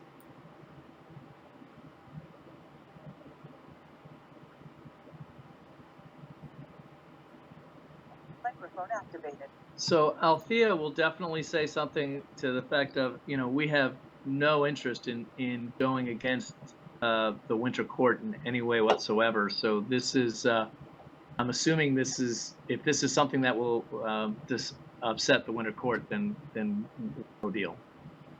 The Winter Court has no claims on this area or that object, or any object within the hut itself, no more than we would or you would. I see no reason we would be offending the Winter Court, nor that we should care. If you want to be offended, let them be. Yep. Well, Microphone activated. well, you're offending me then because I'm part of the Winter Court. Yeah, but you'll go pass after a snack, right? I'll buy you one. I think we should There's just... no indication, no reason that this would be a problem for the Winter Court, and I see no reason that we should assume such a thing. If it becomes a problem for some reason afterward, then we can deal with it then. But as of now, that seems like a foolish assumption that gets us nowhere nearer to a compromise that we have attained. I think we should just go ahead and do our business and then worry about stuff. Though I would agree, I have to stand with Althea on this. We agreed before that we wouldn't fight them unnecessary. And doing something that one of us doesn't isn't exactly the best thing. So you just want to fight them? That's okay with me.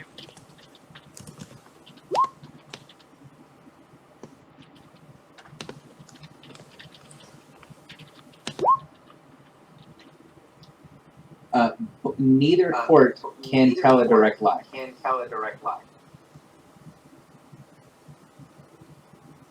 So, if you're a ranking member of the court, you can't actually. If you are from the Feywild, like you're one of the She, you can't. Mute your microphone, please. That Ashley. was too much ego for me to actually process that. I can't keep doing it. It's just Ashley. Oh, it's Ashley. So, no member of the court can tell a direct lie. That does not mean they can't be misleading. It means they can't lie outright. They can't speak an untruth. And she would say, and her answer to that, when you asked her about it, was, Winter has no more claim on it than Summer or than you would have on it.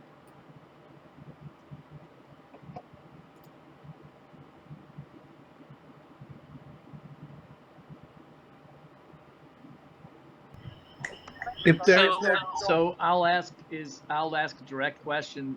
Is the Winter Court seeking this item as well? So she frowns and says, to the best of my knowledge, there is no one actively seeking the cleaver from the courts of Winter.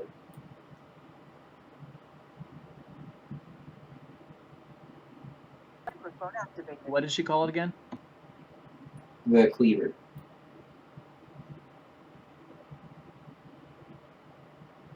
Microphone activated. You said something about the Court of Winter, though.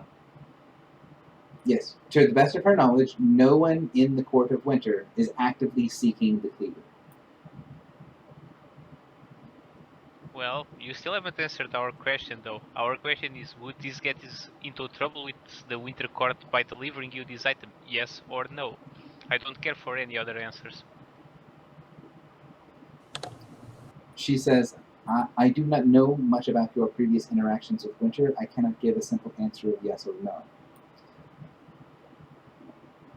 Isn't it always limited to your own perception? If it is limited by your own perception, yes or no should be acceptable. Then, assuming you have no interactions, no deals, no anything happening with the Winter Court, doing this would not affect your status with them. You do have interactions, though, out here. So basically, She's what, a low-ranking member?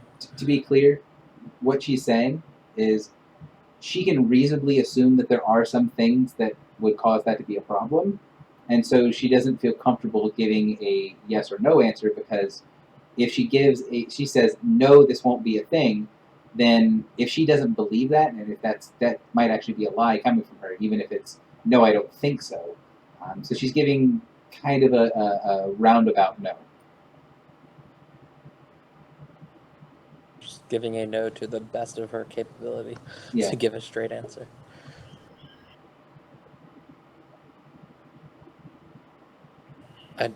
I don't really know why we're that worried about this. Microphone Like, activated. Okay, so I feel like Althea has at least done her due diligence and making sure she's not upsetting, the Winter Court, and this person is saying to the best of her knowledge that it's not. So I think Althea would say, okay, well, let's get the item, and if it's wrong, then we've done the best we can. So long as we don't force you to make a choice you don't want, that's all I ever cared about. All right, so it sounds like people are, at least for the moment, agreeing to go after the cleaver, and if something changes or you feel like there's something different going on, then you might... Basically, you're reserving the right to change your mind. So that's guild Sure. policy. Basically. yeah, I assume that's like just assumed, but yeah, sure. So, Just like the free assume that they must always tell the truth and go around the skirts, you can always assume on us to maybe keep our word, basically. what she's going to say is, if this is the case, I will do what I can to allow you to unseal the hut. However, I must be very clear upon one thing. I am giving you permission to enter this hut and to interfere in Fey business, because you have said you will try to recover this cleaver. Should you make your way out of the hut without the cleaver in hand, there may be consequences. Smart. Of course.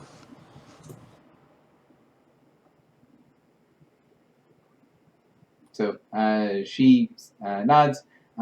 She takes a step to the side, says something to the guy with that interrupted her with the shield and the sword, and tells him in that same kind of archaic form of Elven to go and tell the giant that we are sending his friends into the hut, and that he needs to withdraw for the moment.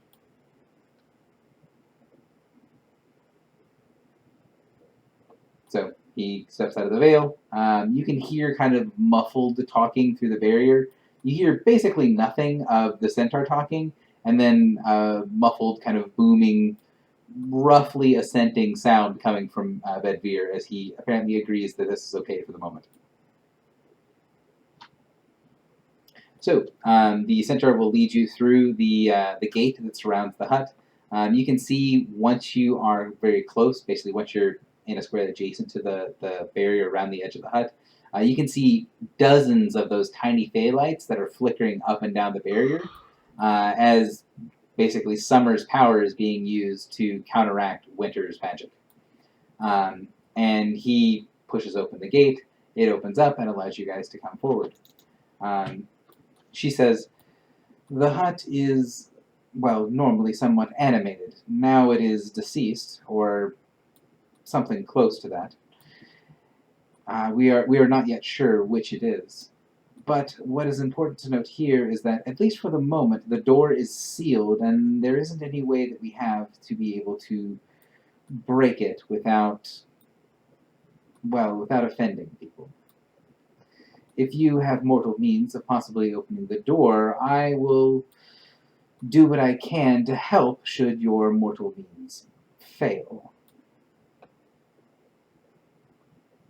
I think it was one of us who sealed the door last time. I know it wasn't me. Who drew blood on the door? I did. So you go up to the door, and Kenner, do you just try to open the door? Sure, why not? So as soon as you put your hand on the handle, you see little sigils open up around the edges of the door frame, and the door swings open easily. You see, it was easy. I'm impressed. So the centaur kind of dances back a little bit, and for those of you guys that have high passive insight like Isdom, you can tell that because you just opened the door, she looks like she's concerned that maybe like she might have gotten the raw end of a deal here, like she's getting stiffed on something because you're doing this quite easily, much more easily than she expected. So the interior of the hut has readjusted itself, and it's a little bit awkward to look at. The door is lying flat on its side. When you look into the hut itself, it looks like it is oriented where the pathway that you would step on as you enter into the hut is going to be below your feet, and it's just sideways in the doorframe. You can also see that the path curves outward in every direction, and rather than being like a single path that goes forward, as you get about 20 feet into the interior of the hut, you can see that single path branches off into dozens of other paths. Some that go left, some that go right, some that go up, some that go down, and several that go forward, looking like they branch off more in the distance. Do we still hear the cacophony from last time? You do not. It seems to be fairly quiet in the hut.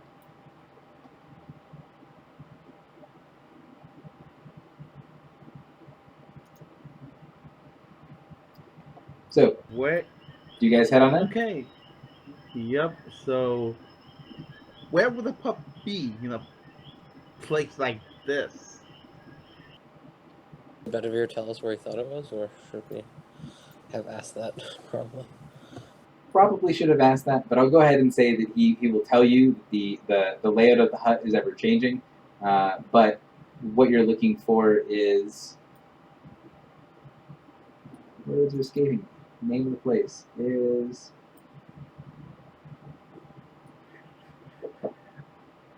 he'll tell you what it's called, and we'll say that there are signs that also change with the rooms themselves. Some of which can be trusted, some of which cannot. But you're looking for the bestiary. That's what you're looking for.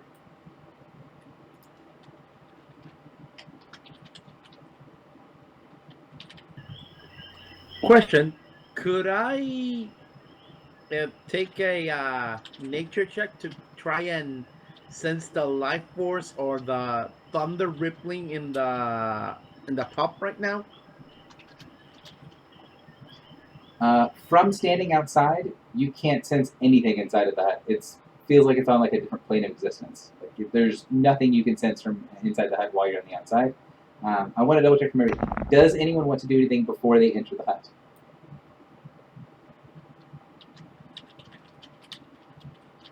Did we need rituals or something to survive in here last time? No one's Said gone We into did it something yet. about being dangerous. No one's gone into the hut yet. How dark is it on the hut? It seems like there's lighting that is spaced relatively evenly throughout the hut. It's not dark at all. There's normal vision or normal light. Okay.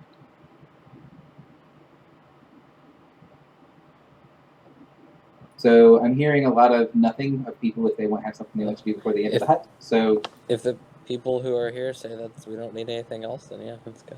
cool. So Let's you go in. you cross over the barrier. As soon as you cross over the barrier, you're in what looks to be a much more normal-looking hallway. Looks to be something you'd find inside of maybe a keep or a castle. Although everything here is made of wood rather than made of stone, like many of the interior of buildings would be. And as you continue to walk forward, it looks more like a mansion as you're away from the entryway. There's paintings on the walls, as well as depictions of different types of stars and that sort of stuff on the ceiling.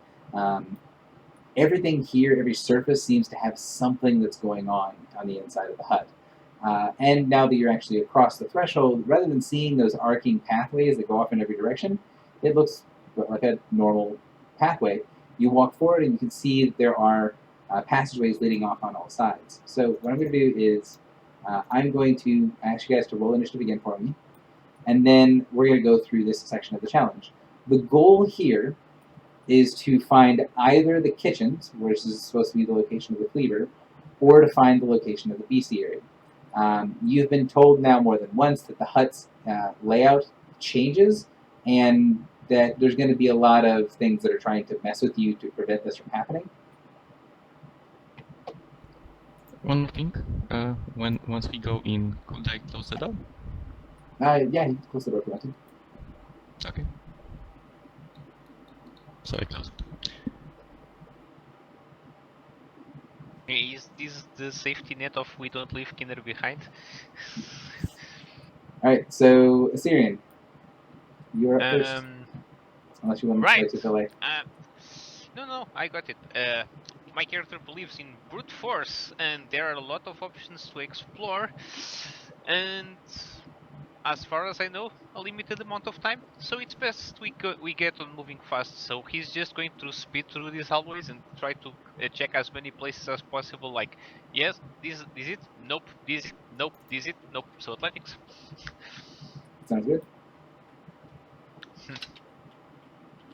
Poof. Awful. Is it? Open the door. Oh, that's a nope. No. So as you kind of go through, you kind of pick a spot, a direction at random. The question I have to ask for the group is, not a question. I'm going to assume that the entire group stays together unless someone says otherwise.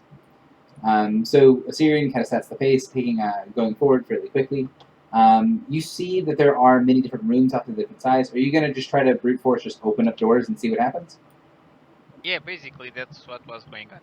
Okay. So I don't think I'm unlucky in door number something. I think. Looking for 23.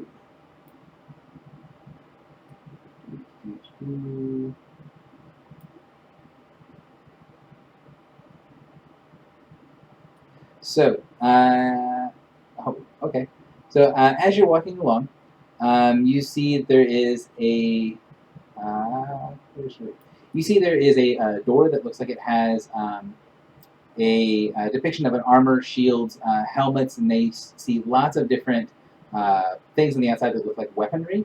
As soon as you go to, the door looks very plain, and then you open the door, and when it opens up, you can see that as your hand touches it, it starts to show all these signs on the outside of the door. Like, it doesn't really show what it is until you try to open it.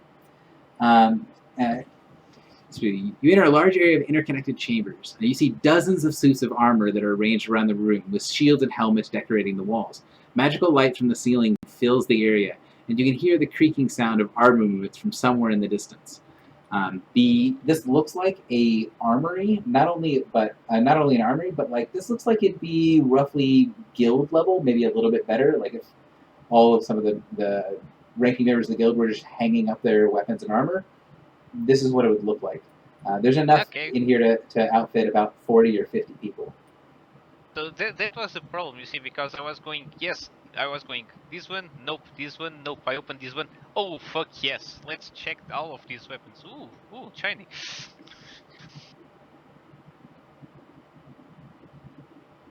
And I stopped right there. Mm-hmm. So that's the door that you guys have chosen to open. Do you want to like go in and investigate and do stuff, or? So all right, let me write this out a little bit better. Every time you go, if you're just going to pick rooms at random, I will generate which room it's going to be, and once the room is generated, you can either choose to then go inside it and kind of explore and see what's in there, or you can choose to just say no, let's keep moving. Kind of up to you guys. I mean, my character wants to go in, as I said. Okay. Shiny weapons are my thing. I feel like we're going into this one. All right. So as you head in, you can see that there's weapons and armors gathered around. Most of the weapons and armor look like they're valuable enough that they would be, worth taking with, but not valuable enough that you'd want to consider using them. With the exception of in the very far back center of the room, there is one sort of pedestal with the weapons and armor kind of draped all around it that has two fairly distinctive looking things. One of them is a set of armor that looks like it's made of these very strange looking scales. And then the other one is a shield that looks to be burnt all around the edges. So it's scale armor, right? Sorry, it's not properly done on my notes, so I'm going to look it up again, but I think it's scale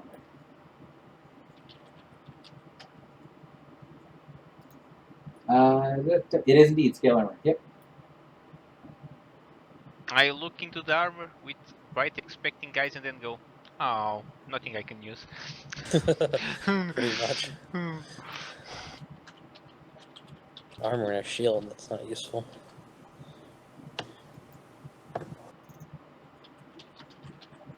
So do you guys take some of the stuff from here as loot and carry on? It doesn't seem to be anything interesting other than that weapon and the shield. Or sorry, Does the armor and the shield. anybody use a shield, Althea? Does all use this shield? That's a good question. I don't know actually. JM?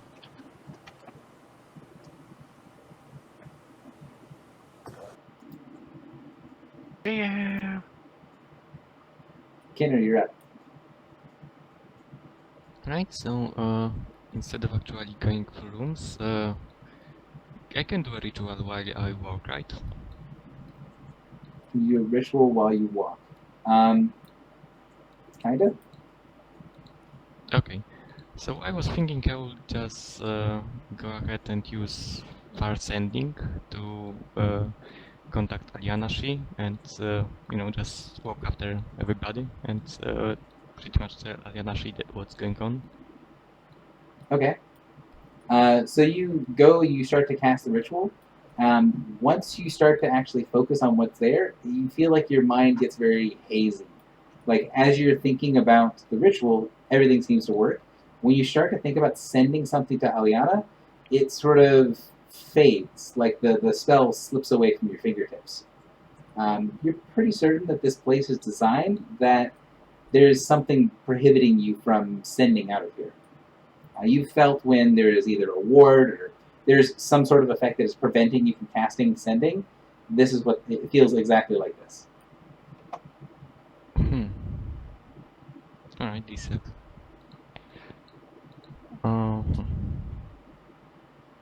Alright, then instead of that, I guess I would try to fill the hut out, try to learn its, using knowledge that there are those words, try to see how many words are there and what kind of things they actually do. Is that this chat is killing you or the heat is killing you? Assume it's heat.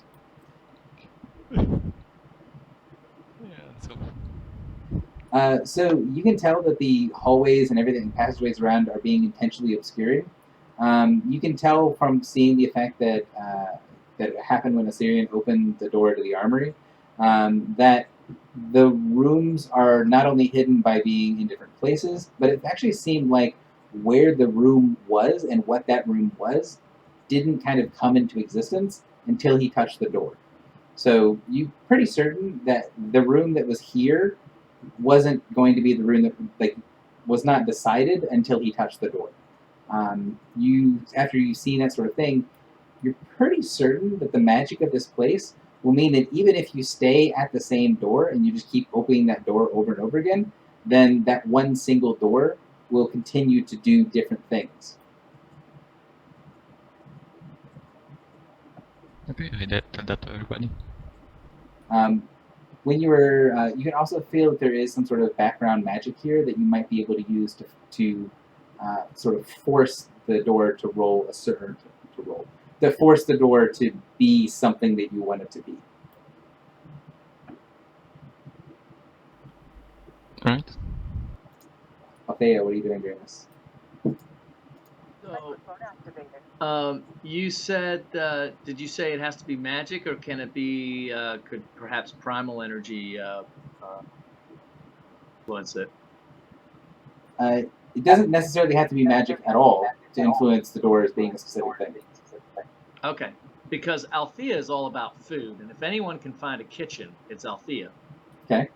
So she's going to, I guess close the door to the armory and then reopen it. And she's, looking for food in the kitchen. So I guess she maybe is going to try and use nature to try and guide, her thinking and try and put out her energy for, hey, I want food. I'm hungry. Okay.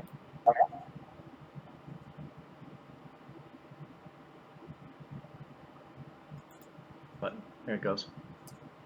So focusing on or do you use the same door or use a different door? So you're Sorry, same door. okay. So everybody gets back in the hallway. You focus on that. Give me a 1d4, please, Althea.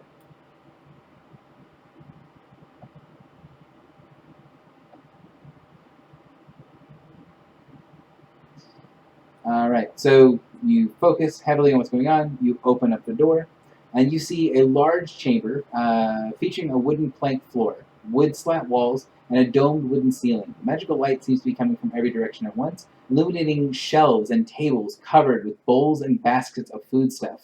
In the back, you see several crates stacked one upon another, and above you, you see hanging herbs that are sort of gathered all around. You don't see any place that has like an oven or a fireplace or a hearth or a stove or anything like that. It looks like you found the food storage locker.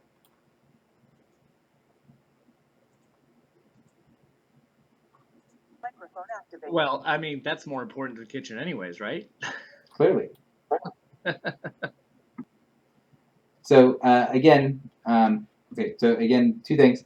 The group as a whole, once a door is uncovered or once a room is uncovered, you can either choose to spend some time investigating it, or you can keep moving, or you guys can do option 3. But generally speaking, I need to know, are you going to investigate the area, or are you guys going to keep moving? Because for me, I am keeping track of how much time all of this is taking.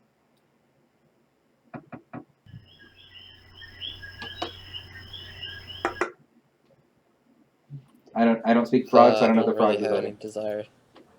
Same here. It's not like I think the frogs are supporting us. It is not the kitchen, so you guys can keep moving. Okay. Isdom. All right. Given that I was told that this will work, I'm gonna try an Arcana check to try and force, well, not to coerce the area to light up the 2 doors to the places we need to go, where the pub is and where the kitchen itself is, not the storage room. So you're going for either or. Okay. No, not either or, both. I'm gonna try and concentrate the Arcana energy to kind of light up the doors that we need to take to find what we're looking for. So I want to try to make this clear because I understand it's a really weird concept, but the rooms aren't there until you touch them. So there isn't a different door that would be the door that you need to go to, because every time you touch a door, what's inside sort of randomly generates. Like, I am rolling a dice roll to randomly generate it, but it is the effect that you're seeing is that what the room is not determined until you try to open it. It seems like there is at least some mechanism to be able to influence what that room is, but beyond that, you're not entirely sure how it functions yet. All right, then I'll try and force for the kitchen, because the pub's probably gonna take more concentration than a knife. Okay, give me a D2. So flip a coin for me.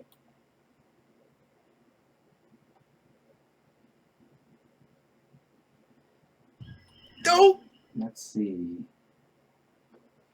You open it up. You see a grand dining hall flanked by small antechambers on either side. Each of the areas is illuminated by a bright magical light hanging from several chandeliers that are coming from the roof. The walls of the dining hall are lined with bookshelves and filled with tomes and curiosities. The hall's vaulted ceiling is over 40 feet high, and an enormous chandelier hangs down from the center. Four large windows look out over a pastoral countryside, and an immense dining table is carved from a single piece of rose quartz. A grand chair stands alone at one end of the table. So, as with every room, you guys can choose 1 or 2. Please vote. Do you guys want to investigate this room and go into it and see what's going on, or do you guys want to keep moving? Cool. Nobody cares about the dining room. Ishtar, you're up then. Well, I don't know much about expertly manipulating magic or finding food, so I'm just gonna go ahead and this thing does react to magic. So, and Behere's are lightning creatures, correct? Mm-hmm. I'm just gonna start throwing lightning at this to see if it can get the idea that that maybe we want to go somewhere there's lightning. Okay.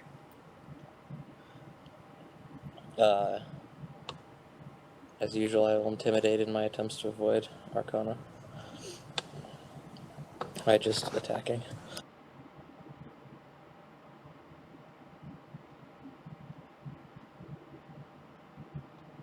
Okay. 32, hard DC. So DC barely. that gets you to here, here, there. So I need a D3.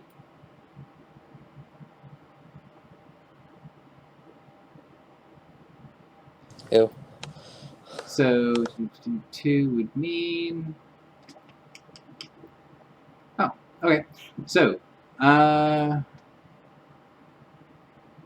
so you open the door, and as soon as you put your hand on the door and open it up, you can hear a crackling sound that fills the area, like fills the entire hallway that you guys are all standing in. And as you open it up, you see that inside is just this really, really dark hallway with all of these little things that seem to be inset into the walls on either side. A glowing ceiling is about 30 feet up. And you can see that there are 2 staircases at the end of this hall that seem to be spiraling, leading out on the far end. Each of the things that are on the sides seem to be cages that are set a little bit off of the floor, like someone who's quite tall, but not like Bedveer quite tall, would be able to have them at head height. You can see, or you can feel that there is a strong sense of like electrical charge to the air, and there's a pretty heavy smell of, it's not ionization, but the smell that happens when you electrocute something is pretty strong in the air. So there are cages along the whole thing? It's not quite charred, but yeah. There are cages along the walls, but this seems like a lower level to something else. And you see stairs in the distance going up. And there's nothing in the cages? There does not seem to be anything in the cages. You can see from the doorway that many of the cages that you guys can see look to be severely damaged, as if something either clawed its way in or out of most of those cages. I think that her pets might have broken out in the time she's been gone. We should probably head upstairs and see if they escaped off to somewhere up there. Because I would assume that this would be the sort of place one would keep a Behir. But I don't know.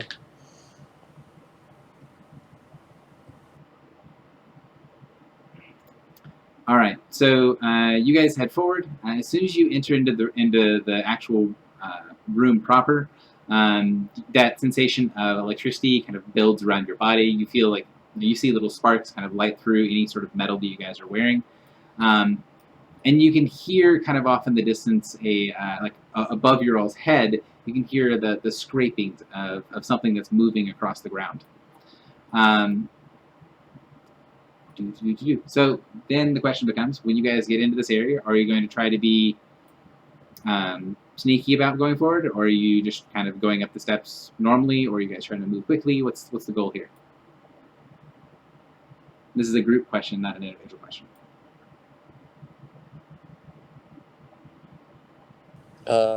I was just gonna walk, but I guess if we're scouting, I should stealth in some fashion. It's up to you guys. Do you want to send someone else ahead to be quiet? Is everyone going to go along together and be quiet, or are you guys just going to walk up the stairs? If we're dealing with some sort of a wild animal, we could just walk up openly, but in a very calming way, and try to make ourselves look like friends rather than sneaking around. In a way only Osirian can do. Wait. Yeah, we have a Syrian. Yeah, okay, never mind. Let's sneak around.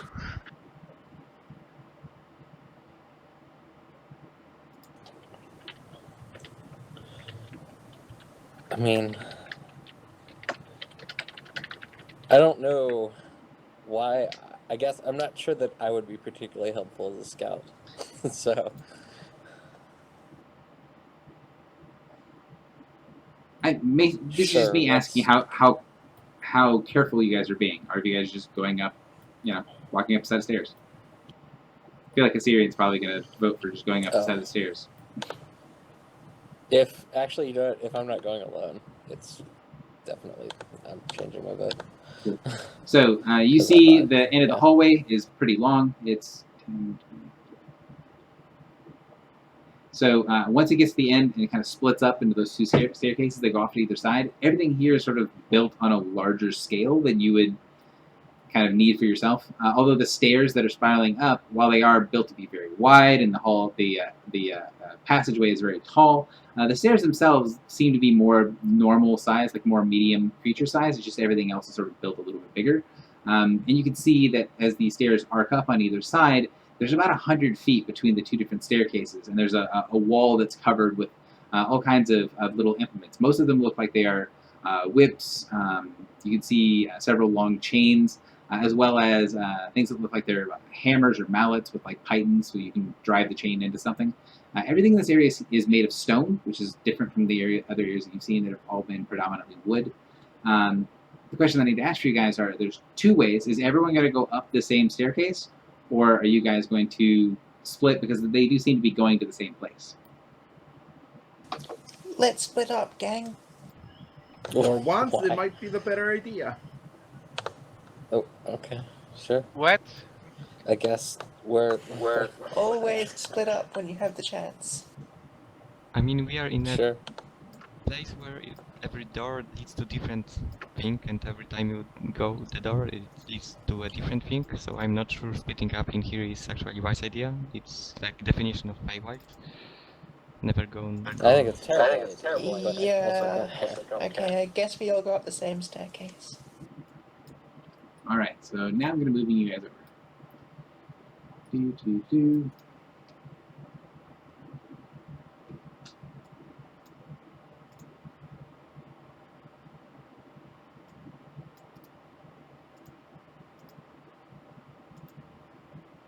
All right. Since I don't think it really matters, I'm going to send you guys up the right staircase, just for making my life a little easier. Sure. Why don't you have us roll a D1000 and see what happens? So, as soon as you guys go up the staircase, you see that the area gets much, much larger. As if the area that you were in seemed like it was like an underground piece to a bigger complex. Let me just move you guys over to the map so I can explain kind of what these things look like. So you see what looks to be kind of like a roost. There is a platform, whoa, which you guys are now at the bottom of, that has these arcing staircases that kind of go up and around. These enormous hollowed out pillars that you guys are next to. So that's going to be these things here are hollowed pillars that have when you're up top, this little blue sphere is level with the ground. Although inside of here is about an 80-foot drop. These are the stairs leading up, and you can see gathered around seem to be looks like replicas of enormous kind of branches of a tree that show these little nests that are sitting on the edge of the branches. Everything here has this weird sort of obviously artificial, but artificially taking a lot of the concepts from nature, to where the arms that are coming out with the nest on them, they look like they're designed or they are mimicking trees, but they seem to be made out of bone. There are also, I think it's 4, 5. Count. Yeah, there are 4 pads set around the room. Each one of the pads has a arc of lightning that surrounds it. That's going to be these things here with the Behir pups on them. It's a little pad that looks like it's kind of like what you expect at like a warming mat or an incubator. And the pups are laying on the mat, their legs kind of flayed to either side. And you see little bits of lightning are arcing off of the ground and onto the pups, as they seem to be quite content laying on their little pads. In the center of the room, you see an enormous Behir who is kind of stalking back and forth. It's moving between these 2 cages, and you can see as you first get into the room, it kind of cranes its head off to one side to see what is going on. These are backwards. I'm sorry. That is correct. Sorry. How on earth are we going to take this home? And Wait, I think we have to take one of the small ones. Oh, okay. So this Behir here looks more like a traditional Behir, kind of what you expect to see. Big, lightning, lots of scales, lots of legs. This one over here looks a little bit different. It almost looks like a behir that's been crossbred with a displacer beast, as it's got lots of frills and spikes that are spread over its body. You can also see that it has markings on it, like it's had either spells or things that have been carved into the scales on either side that glow with energy as you first come into the room. When you come into the room, you hear a snapping sound, and then the one in the middle says to the patriarch says to the matriarch, "Dear, it looks like food has arrived." It speaks very clearly in Draconic. Please roll initiative. Ah, Oh, You could have at least. Why am I at the front? What? arrange yourselves however you would like. Did we end up having 5 stones? I think Althea was the I'm one who sure. didn't say. We had 5. Okay, Can you cool. probably want to swap with me?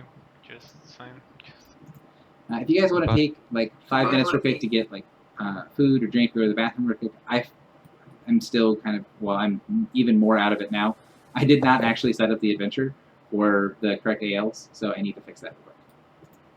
Okay. Do we know Okay. like which of these things is the thing we're looking for? You know that there's supposed to be a pup of superior pedigree. You don't really know what that means, though. But it's definitely not the big ones that want to eat us.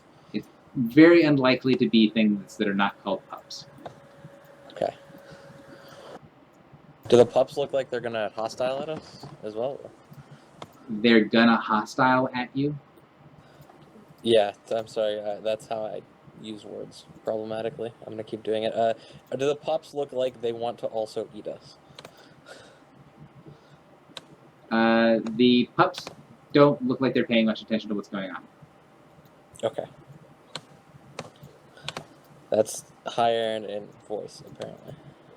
They're not paying much attention. So the description of the pups is they're laying on No, these little what- pads yeah. that they're laid out on top I of. got that. Yeah. I meant what I said.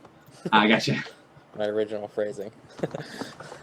Yeah, no, I got your response was normal. So yeah, +6 initiative for everyone, in addition to the stones.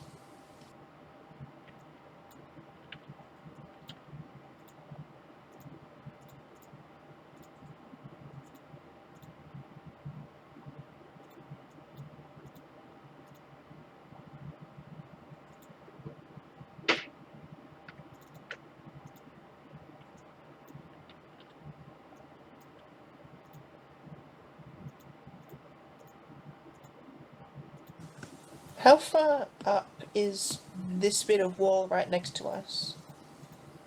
So if someone were to fly or teleport up there, how many squares would it be? It is 3 squares, so 15 feet. Wait, am I seeing this map on reverse? Damn it! So the exit, or I mean, to get to the ground level, we need to be here, right? Yes. Oh. Perhaps we're in the wrong place then.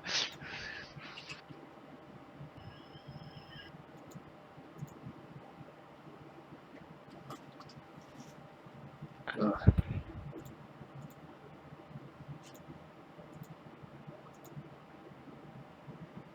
Also just teleport there, I guess, but that's expensive.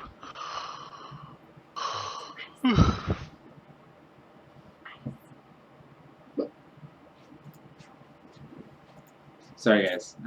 I realize that I'm not doing very well today, but yeah. It's hard for me to think clearly on adventures that I wrote a long time ago, and my brain is all muddled with opiates. Woo! So I think that should be the correct order. Wow, the pups rolled garbage for initiative. So, Gabriella, you're up first.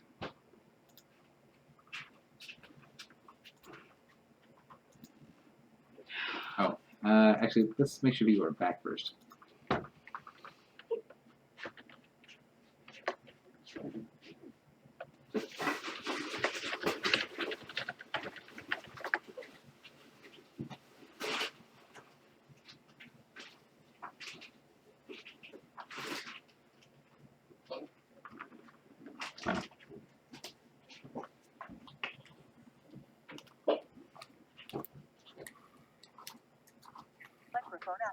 Gary, I'm going to ask you to change it again. I was right the initial time. I thought it was wrong.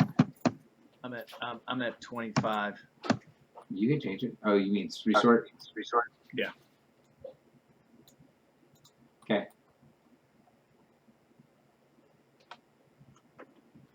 Microphone activated. I thought my macro was wrong, but it wasn't.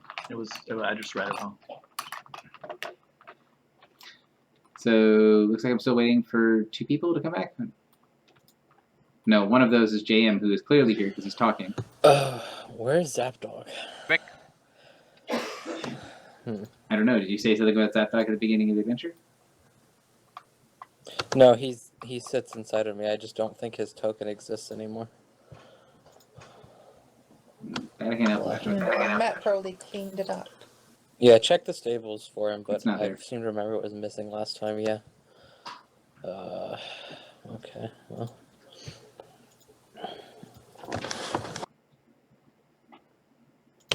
I guess Zapdog will just stay passive mode for the moment.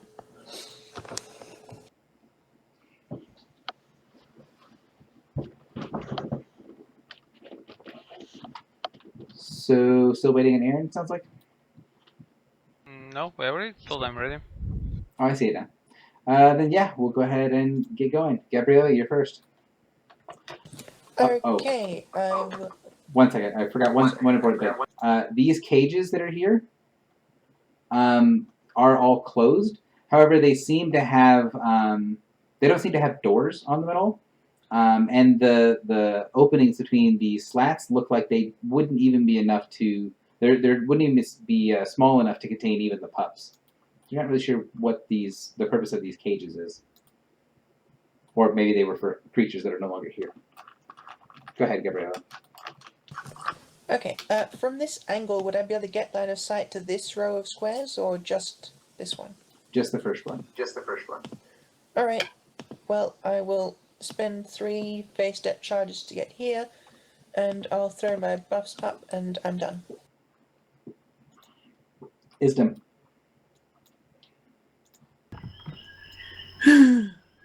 Really don't want to fight a natural creature necessarily. Oh well.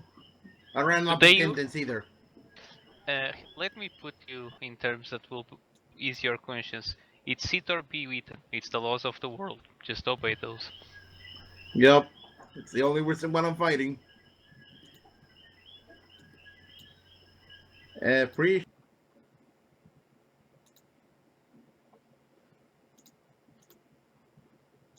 Like non-lethal the pups to make sure.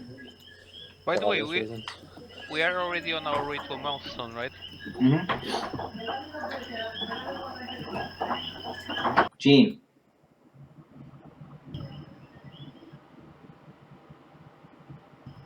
Frogs. It's not the frog. Gene should be taking his turn. Yeah, I'm taking him. I was kind of thinking. So I'm gonna move. 1, 2, 3, 4, 6, 7. Up to there. Gotta move my spirit. 1, 2, 3, 4, 5, 6, 7. Ah, crap. Won't make it. Oh well. Up to there. And now ready in action to use Hateful Binding should either of them come 5 squares within 5 squares of me. The matriarch or the patriarch? The matriarch or the patriarch? These two? Either of them. Any enemy that comes within 5 gets Hateful Bindings. Okay. Assyrian, you're up. I'll delete till after Ishtar. I want to see where she's moving before I do my thing. Ishtar, go ahead. I was probably just gonna fly up here. I'm not really sure what kind of check would it be to make something of these cages. Figure out what they do. Yeah. You can either use a Arcana check or you can use a Dungeoneering check. All right, I'll go ahead and Arcana.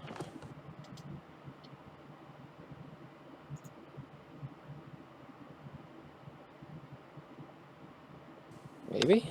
They seem to be cages designed for holding things, but You can see several of the cages look fairly well damaged.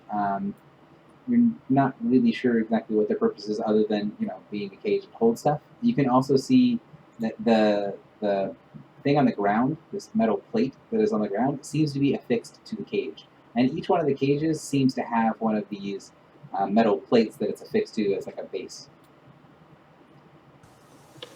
I don't. Alright, well, I guess I'm gonna find out some things. I will go ahead and apply a Tempest Whetstone so that I can do Radiant thing, because I don't really want to throw lightning at these guys, necessarily. Okay. And then I will just toss an acid orb at, well, yeah, there's not really any good. What does it look like down that way? Like, is this block? Can I Furious Bolts through this? That is What's the level of the terrain? So these bone things that are here are rising up from the ground. You can actually walk straight from here to here on these things, and they are up over this what seems to be some sort of design that's 20. No, I guess it's 20 feet down from here. So from here to here is 20 feet, or from the bone to here is 20 feet. All the nests are level with the platform, and from here to here would be 35 feet. A 35-foot drop onto this tiled and kind of weirdly designed floor. Okay. Well, that's like slightly metagame, but the pubs are on the initiative tracker, so I'm concerned about that. They're almost certainly going to take some sort of action. And we can non-lethal everything in this edition, right? So may as well try and subdue them in the process. So I guess you know what? I built this character to do this, so I guess I'm just gonna AP Furious Bolt on the Patriarch. Okay. So I don't need to throw that down. All right. So initial attack on the Patriarch.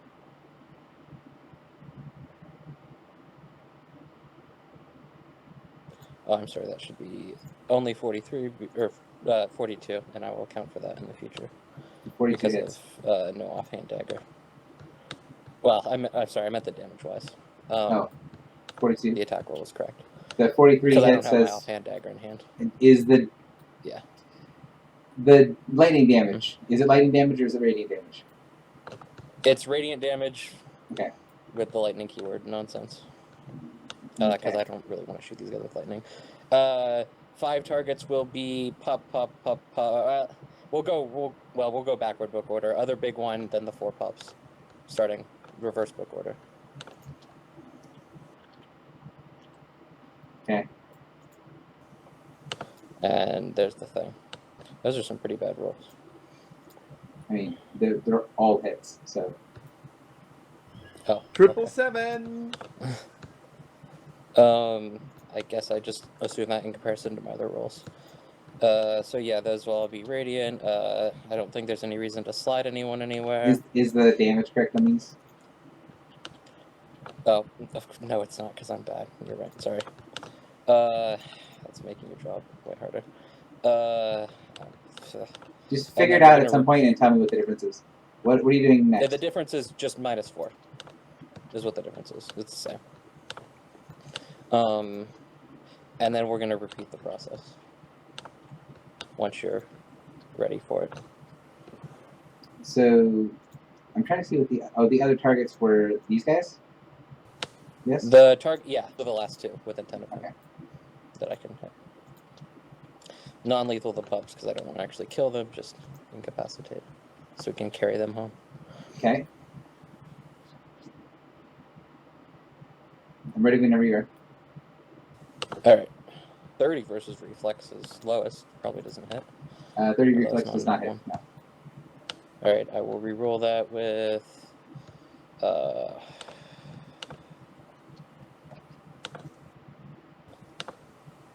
that one that maybe will appear. Alright, it's going to be a crit instead. Okay, you crit or crit. So let me roll my crit damage. 'Cause What, it has a bunch of things. you don't jump them anymore? You can't jump them on Furious Bolts because it breaks the game if you do. Apparently. So 60 points of So, damage. Yeah, Is so that- 60 points Is that of damage. actually correct as 60 points of damage, or is it fucked up Yes, with lightning? that one is actually correct. These damages are now correct. It's Okay, keep going then. radiant, obviously, but yeah, okay, and I will fly. Well, I'll fly later. I'm gonna bounce the bolts to the same targets. Yep.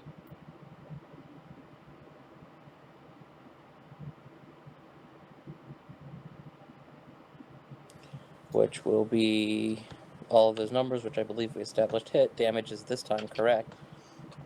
Somebody within 5 of me can shift 2 squares as a free action if they wish. I don't Yes, know if thanks. anybody cares about that. And then I will fly back here, probably? Sure. We'll be here. And then that will be my turn. Alright, let me see. I think one of them is bloodied now. Yep. So the Behir pup down here is now bloodied, and you will be aware of this effect. Okay. That is from the matriarch. Oh, wow. Okay.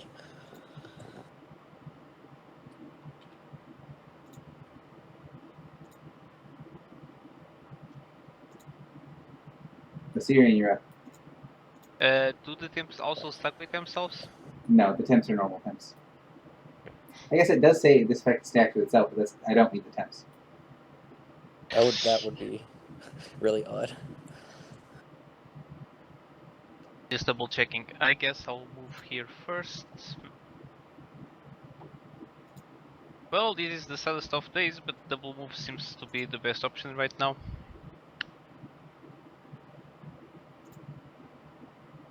Let's just double move to here.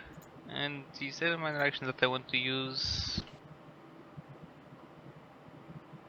Why not? I'll enter my dancing defense and call it there. Alright, the pup, who is 29. Let's see. Oh, he's way over there. He chills. This pup also chills. Kenner, you're up. Okay, question. Sorry for asking that again. What is the distance from here to here? It's 3 squares, 15 feet. 3 squares. Okay, I think that's good enough. Alright, I'm going to use my item to fly up to, let's say, there. Or actually, no, there. Then I'm going to target the matriarch and use this.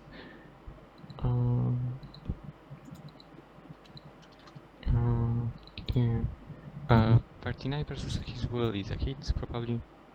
On the matriarch, yep. What is his speed? His speed? Oh, that's right. Let me check. Speed is 8. 8. Okay, so I can slide him 9 total. I want to slide him there. Actually, there. Okay. Or next to Vayne, I think. If I can slide him 3... No, I would not be able to slide him. Can you slide him back where you first slide him? Okay. Yeah, I was Well, gonna say the same thing. He was just checking.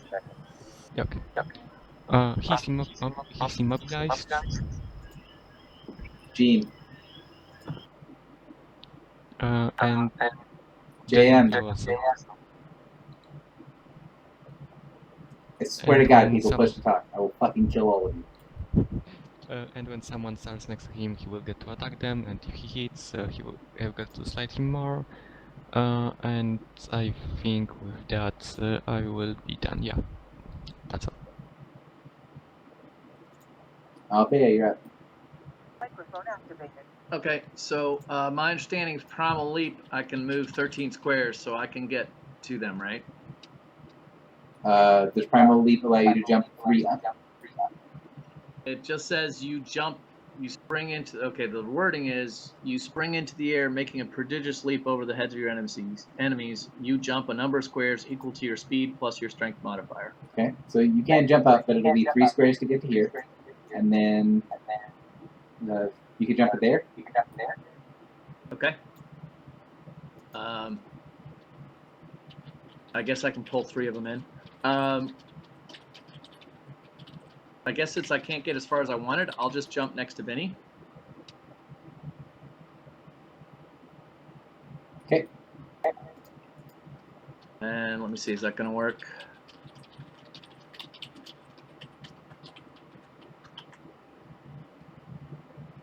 Yes. Okay. So, and then I press the button for button pressed for Primal Leap. I mean, hitting buttons for your macros is nice, but keep going. Okay. So Warden's Lure.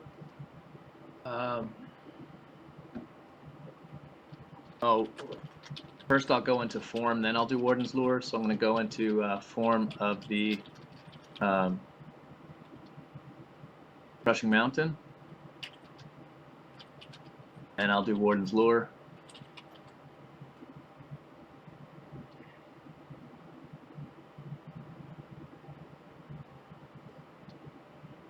So,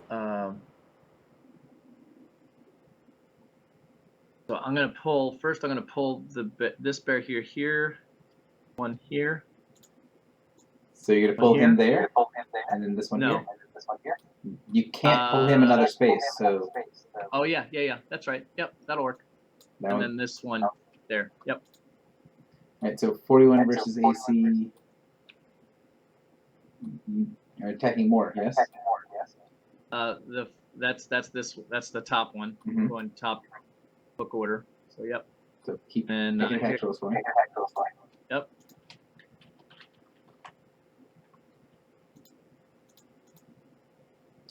So 41 will hit. The 35 is also going to hit.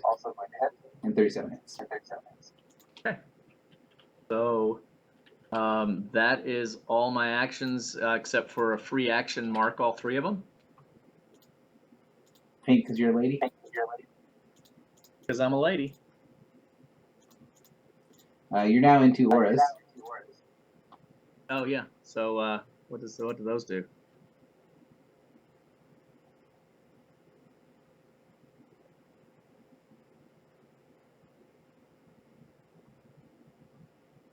So you're aware of those 2 auras.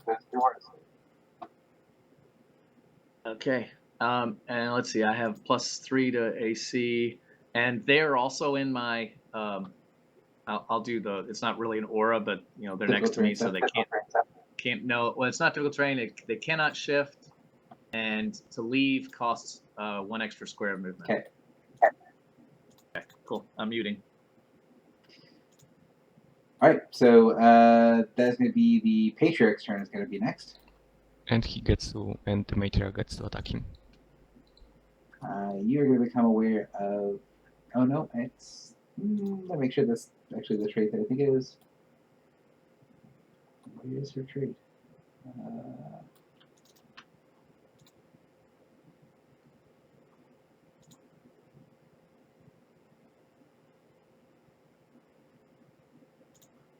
Okay. So not aware of that yet. So she is going to attack. It's MBA, right? Oh yes, with +5 to attack and +5 to damage, and plus her bonuses. So she is going to claw.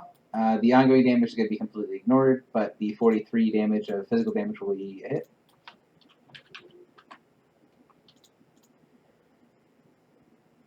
He is going to... By the way, since she hit, could I slide her there? What's the... I can slide her free if she hit. Oh, if she connects, then you can slide her 3 squares? Yes. Okay. Okay.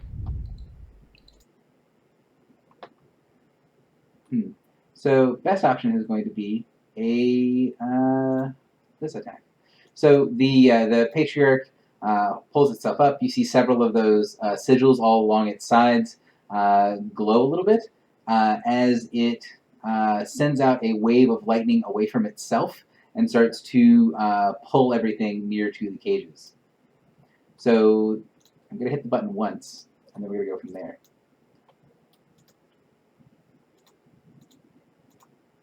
And I'll explain who's getting attacked in a second. So these is the area burst, a close burst 10, and then is a burst 3 from the cages.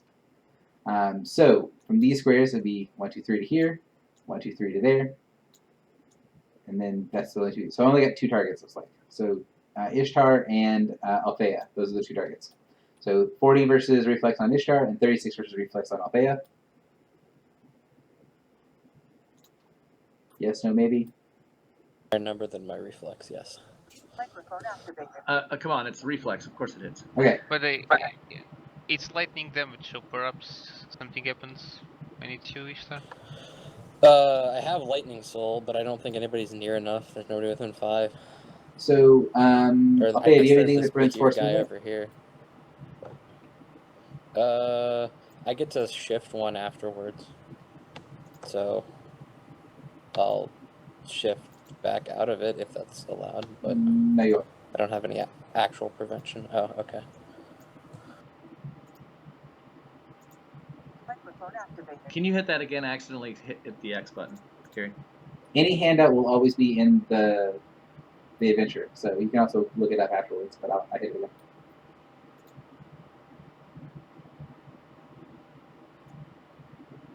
Huh. Okay.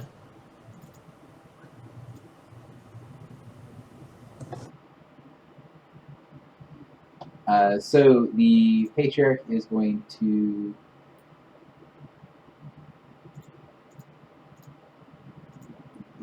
be completely messed up because the DM is still on drugs. Cool. All right. So Macro is horribly worded. He is going to send out a wave of energy to this blue orb, which looks like a giant crystal orb. The orb crackles with energy and then floats. He's going to move it 1, 2, 3, 4 to there. No, he's got to move to here. No, because he wants to hit Althea. Yep, that's as good as he can do. So he's going to move it to there. And uses this. So 2 targets, Althea and Kenner, as it shoots lightning out in every direction. Sorry, 3 targets, but I guess it doesn't matter. So, so it's 24 thunder damage to Ishtar. That is a crit for, I'll do that in a second, against Althea. And then 26, I assume, misses Kenner. 26 on me is miss, yes.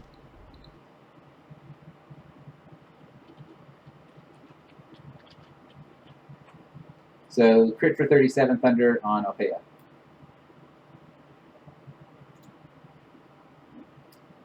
The Behir is then going to action point, and then it's going to send out this weird undulating call, drawing the attention of all of the pups in the area who kind of lift their heads up and look.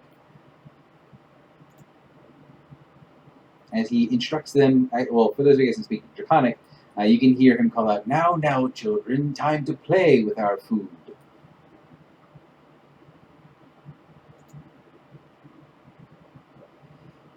And he's going to command this pup to shoot down this direction. No, I should have responded. Oh, well, it's way too late.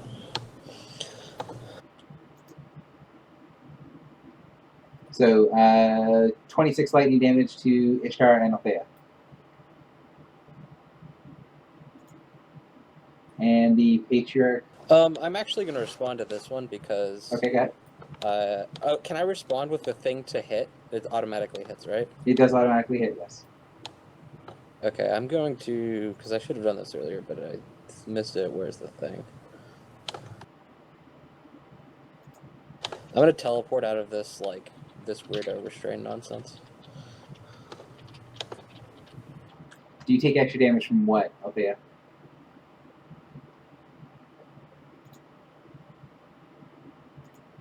Assuming that is a legal action, which I think it is. Yeah, you can teleport out of it. Alright, so I'm gonna avoid that. But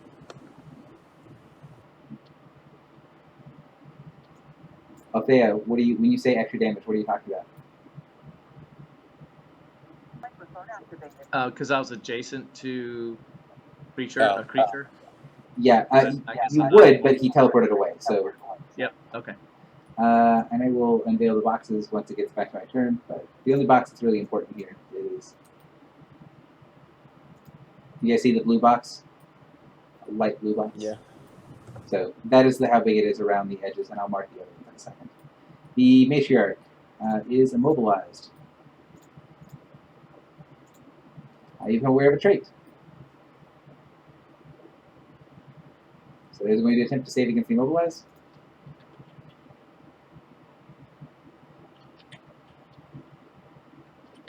Can it save against the same condition multiple? Well, it doesn't matter, I guess, there. Got it. So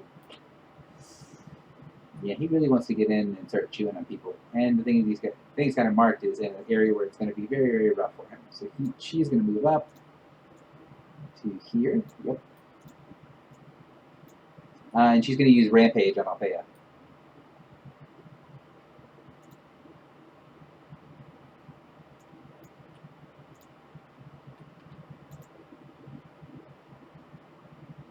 So the third attack is 34 versus AC. Does that connect?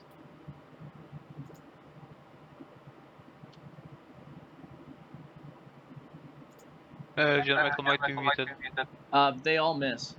Okay, the first two have the lightning keyword, so they automatically hit you. Does the last one does not have the lightning keyword yet? Oh no, it misses. Okay, so 38 and 35, and ongoing 10 lightning. Okay, so 73. Okay.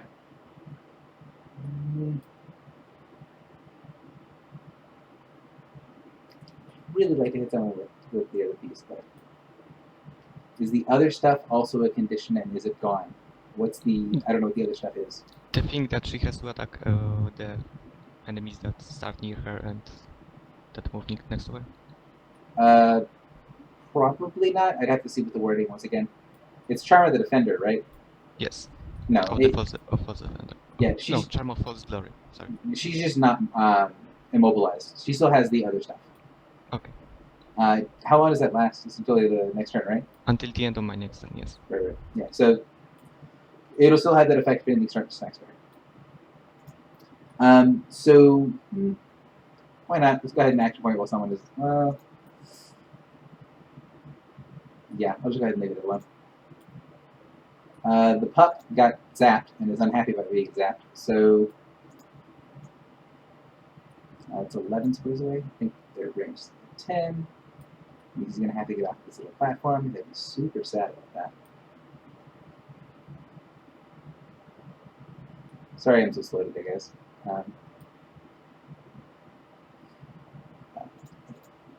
If he has to move to get in range, I'm legally allowed to be annoyed at other people being slow. I'm normally allowed, but yeah, I just my brain's so off today because of drugs. 40 versus reflex, so it was 15. But it's area burst 1. Yeah, so it'll be 40 versus reflex on on Ishtar, and then an auto hit on Althea for 27 lightning. So 27 lightning to you, Ishtar. Wait, how does an area burst 1 hit me in Althea? Does it have to? Oh, it touches the zone and zaps Yes. her. I see. Okay. So that's great.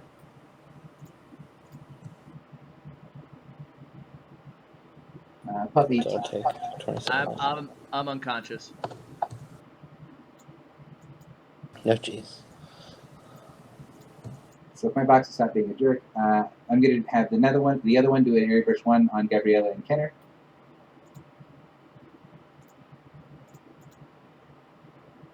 Natural 1 on Gabriella and 40 versus reflex on Kenner. That's hit. The puck down here is no longer marked. So he is going to hit Kenner and Gabriella. 34 against Gabriella and 27 against Kenner. He's also going to move away, but I'll do that in a second. And we'll put this way over That'll to hit me. he is going to hop across to here. Don't think he has the movement to get very far. Oh, he has just enough range to burst there as well. So, same thing. 30 against Gabriella and 29 against Kenner. It is Gabriella's turn. Okay, Ishtar, you have Demon Soul bolts on a ring, right? Yes, I do. Okay, I'm gonna death from two sides that. So cool. Unless you have a better thing. Not really, no. Cool. So instant planning. Me, Ishtar, and Kina get +6 power bonus to attack rolls. Then Althea, you can get back up on your feet and make a save. Then I will charge around like that at the matriarch. Okay. With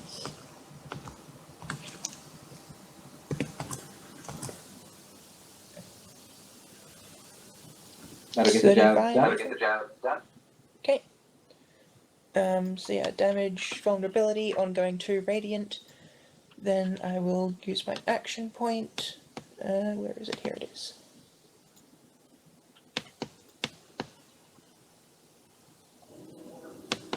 To death from 2 sides. I will Helm of Heroes it with Ishtar.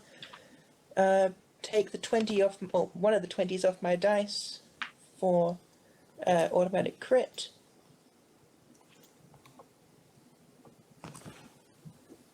Alright. So we 60 reached the damage milestone, after right? We have not reached milestone now. Forgot to include vulnerability, so counting the Blood Drinker, that's 90 damage from my attack.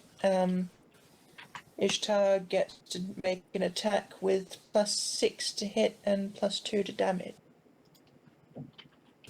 And auto crits, of course. Okay.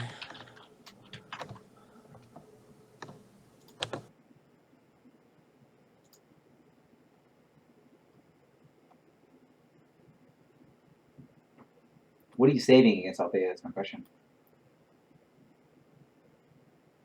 Microphone activated. Ongoing lightning damage. It says SE. Oh, yes. Sorry. Okay, and then let me figure out crit Stones nonsense gives a for all of bonus these. though. Is that right? Yes. Yeah, I think it's a +2. Plus, okay, so I One. say. But you succeed.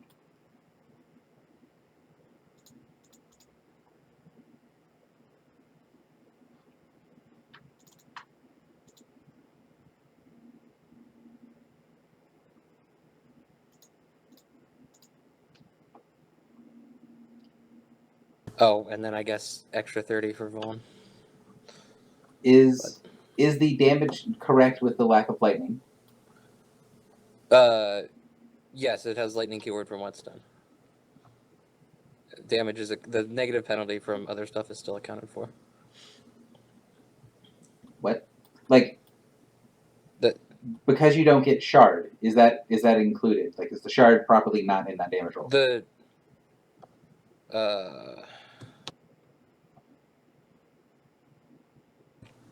no, because it has the whetstone, therefore has the lightning keyword. That's how we're using it. Okay. If I understand correctly. Okay. Carry on. Give me a total and then let me know what's up. Yeah. Okay.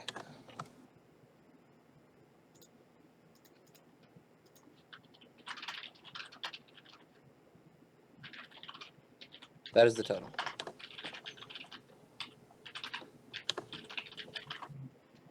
Okay. So to be clear, you are hitting him with a lightning keyword that just does no lightning damage, which is very, very weird, and it's just bad and should not be a thing because it should immediately lose lightning keyword. But regardless, I don't going along disagree through with it, you, Gary, it's but gonna bloody, yeah. and I'm gonna have bloody triggered. So That's what I've been told. So I know, but if someone says, "Hey, that's really dumb. That's not how any of that should work," and you go, "Well, I'm going to use it exactly like that. It's not my fault." It is kind of your fault because you're. That's fair. but that's fair. So Just saying I don't she's agree going to with do rampaging action. Being bloodied. She's going to shift her speed and then rampage against each target at the end of the each target within reach. So can she get? Hang on, that's not correctly placed. She was here, right? One down lower. from there. One lower. There. All right. So, Ishtar, are you done doing all the stuff from your thing? Yeah. Your guts? Okay. She's going to go there, and then she's going to rampage at Gabriella first, and then at Ishtar. And then at Althea, because all of them are now in range. Rampage. So first is Gabriella. That's one hit. Second side Ishtar. Oh yeah. It was all hit. Also, they take some lightning damage. So I don't know what that causes, but I can't not do that. So Okay, she ignores that damage. okay, I didn't know if they had the shambling stuff or whatever. Okay, so I'm automatically hit by the first two, even though she rolled a crit 1. Yes. Crit fail. Yes. Okay, that's kind of bullshit. Okay, I mean, so I take 83. Is that right? if the first two hit you, looks like 83. Yep. Okay, I'm down again. I think he ignores lightning resistance on his attacks. Only attacks, okay. I don't know. You can correct Correct. me, but I'm pretty sure it's attacks. That is, you are correct, Gary. That's why I did it that way. Yeah. Gabriella, it's still technically your turn. The matriarch done. looks really damaged. I am down also for reference. Isdem, you're up. Oh boy, this. Okay, I need to do something here, really emergency like. So let's move my spirit there. Obviously, I have to move. So 1, 2, 3, 4. Gary, remind me again. This is completely safe to walk on, right? This surface. It's a pillar that has a hole in the middle that's 80 feet deep. Oh, okay. So where can you skirt around the pillar? Just here, or? Those squares are the hole. Okay, gotcha. But you can walk on the pillar, right? But... Yes, you can walk on the top of it, just not in the hole. Okay, like so let's go for. I hope this is a minor action. I haven't used this in. Good. It's a minor action. So +1 to all my rolls that are wisdom, intelligence, or charisma. Let's go for shrieking wind spirits.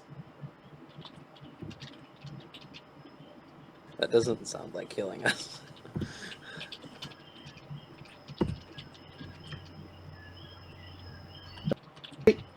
32 and 36 fort. Burst 2. Did you draw your burst somewhere? On that now. It's close I burst got spirit, it. so Oh, I see it. yeah. All right. So 32 versus fort on the matriarch is not going to connect, and then a 36 versus fort on the patriarch is going to connect.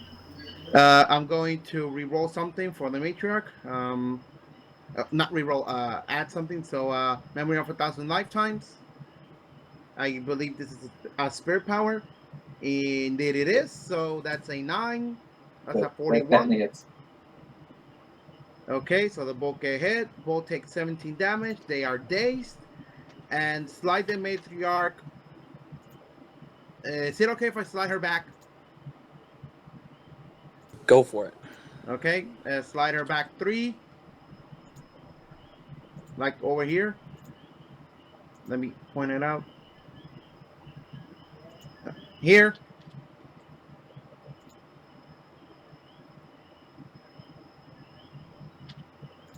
Where? Sorry. Oops. Let go of the Are you ruler. using? Here. Okay. Could you please use a different color? I can't see that color like at all. Sorry, that was my color, but I can change that color. Whoever's pointing. Oh, that's not me. This color? Yeah, that's mine. Sorry. How do I change colors? Describe to me where it's going. Is it going here? Right there. Right there. Okay, that is not a legal square, so you can't do that. You can't slide it through Vinny or Gabriella because they're both allies. Vinny's not there, actually. Oh, well then, if he's not there, then don't have him be there. Okay. As a free action. Oh, I just realized I made a mistake. Fuck it. As a free action, I'm gonna resummon Vinny.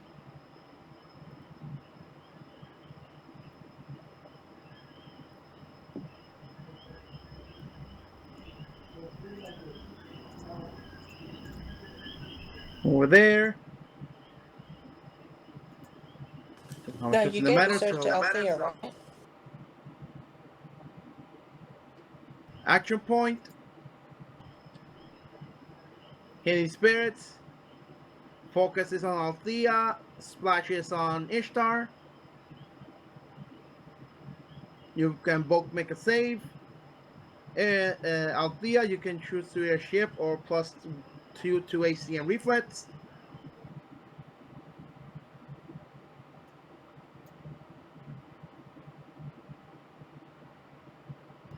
And I'm done. Wait, Ism, you hit this guy, right? Yep, I hit him too. Mind sliding him a bit closer, because otherwise I'm gonna be fucked. Oh, sure. Okay, slide him down 3. Microphone Okay, activated. so Vinny? There. before the heal goes off, I didn't know if your other power was done. I thought this was healing from the other power. Please mute your mic. The Patriarch got bloodied, so that's what triggered Enrage, and the Patriarch also has a bloody trigger.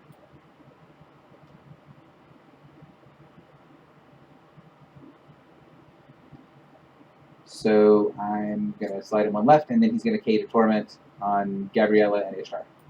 Sorry, meant right. I'm sorry. Is that where you want to be? Yep, that's where Osiris wants him. Yeah, that's good. Okay, so he's going to Cade a Torment.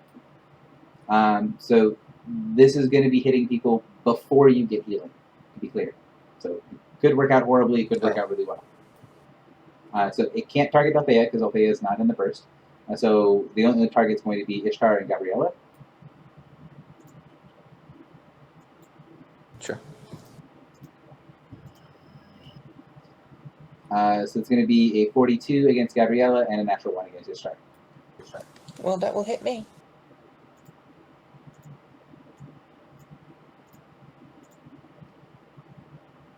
So 32 lighting, you're now in the cage.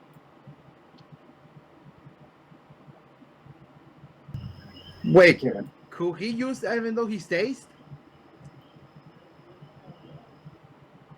Could he? Let's see. It's No, immediate it's reaction. immediate reaction. Yeah, I just didn't see the days on Patriarch, so that's my bad. So ignore that, Gabriella. Yeah.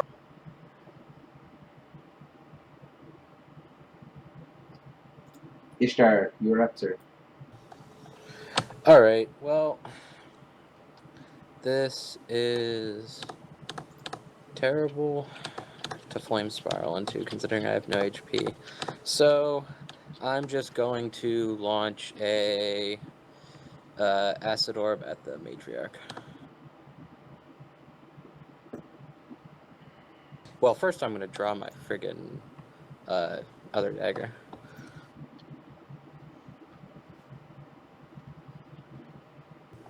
And I think it include the 10 from Vaughn nonsense. That's against the matriarch? Matriarch, yeah. Okay. So it should be 48 radiant. And then I will minor action weapon of speed her, which will be actual acid damage.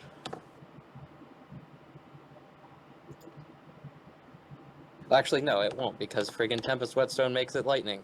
Wow, I added -10 to the attack roll instead of the. Wow, that's just completely inaccurate. The actual attack bonus, or the actual attack is going to be 36 versus reflex. 36 versus reflex should connect. And the damage is just going to be 40 because I'm pretty sure I can't swap that nonsense around the normal way because it's not originally lightning, yada yada. And then that is my turn. Okay, how much damage do you do total there? Are those are correct damage rolls though? 8. Yeah, it's correct plus the vulnerability, so the total is 88. Okay, thank you. Okay. Assyrian, you're up. Alright, I should pick a mark actually. Then I'm going to move myself over to here. I'll vanish first, I guess, to make myself invisible. So, vanish, move myself to here. I will then weapon Soul's Dance, beginning with the Patriarch.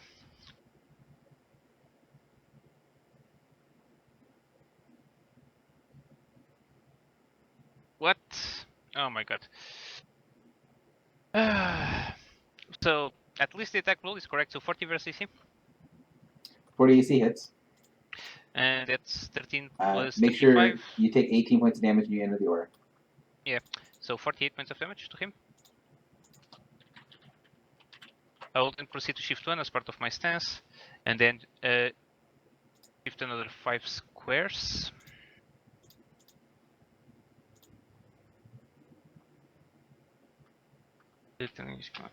Oh, damn it, I miscounted it. Oh well, I'll go for the Matriarch first then, instead, to go here.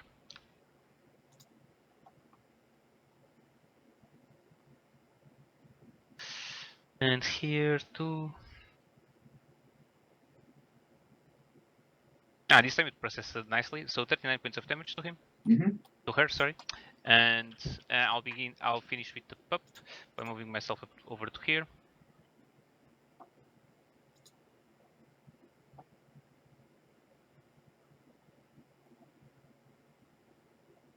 That's 3.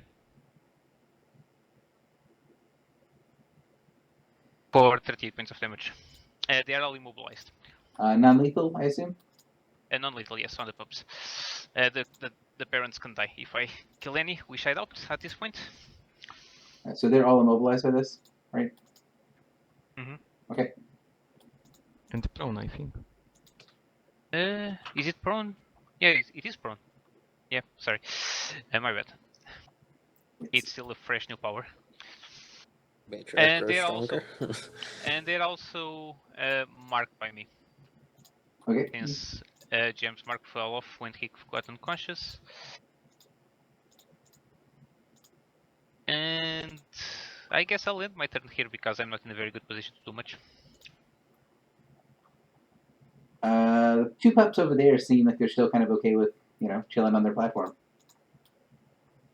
Kenner, you're up. Okay, so this orb next to me, is it cracking with lightning right now? Yes, it is. Yes, it is. Okay, and do I think there is a way to disable it? Yes. It is a conjuration, so you could do anything that affects conjurations. You could also do a skill check to try to destroy it, if you'd like. Okay, do I think that if I move next to it, will I get damaged? It looks like it is, well, no, you don't think that. It looks like it is a conjuration that the Patriarch is using to do stuff. Does not look like it does anything much on its own. Alright, so I need to... Okay, that should be good. I'm going to move up to, let's say, here, and use my fun little staff as a minor action to touch the ball, and the ball goes away. Poof. And then I'm going to use Wrath of Battle, note here, and pretty much on Patriarch and Matriarch, because that's the only people I can get with this. Okay. Are they immune to fear by any way? They're not immune to fear, no. Okay, so I can slide this one, I guess, up to here. Okay. Keep in mind it wait, can attack she, its yeah, pups she or can whatever. attack pups. Yeah, but she can attack this guy. I mean, can you get them adjacent to me? okay. I think that's probably for the best. Ah, sure, why not? That's Thank boring, but Like I'm sorry that? for being boring. You can just do what you want, you know. and I guess the Patriarch beats up if as much as possible. I'm not sure where he was exactly, but He can go one more. So okay. that's as far as he can go.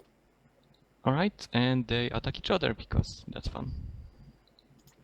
Does that violate fighter mark? You have to tell me. I'm pretty sure it does. I think it's only Paladin mark that specifies allies. I'll check. It should be under combat challenge, right? Mm-hmm. And by the way, if Patriarch was hit by Osirion, he's also prone. Yeah, they. Oh, I did marking this prone. Right, so I don't get any bonuses to this, correct, from you? From me, no. Okay. And I guess Matriarch should attack first because I want to use the bonuses. So just a -2 because prone and marked, but the other target's granting combat advantage, so she's -2. Okay. Oh, but hang on, because she's got her own bonuses. So she's at a +2. Yeah, it violates my mark. Right, so do your thing first. And is that ranged basics or melee basics? Oh, it's melee basics. Sadness. Do you want to put the extra damage on the against matriarch or the I patriarch? guess. Okay. Damage, it's only this much. The 37 versus AC. So 35 points of damage to the matriarch, maybe? I'm not sure if I hit. 37 AC does hit, I'm pretty sure. Yes, it does. So she will snap back at the patriarch, and 43 AC will hit for 38 damage. And then the matriarch will bite the patriarch for this one. It's actually offended.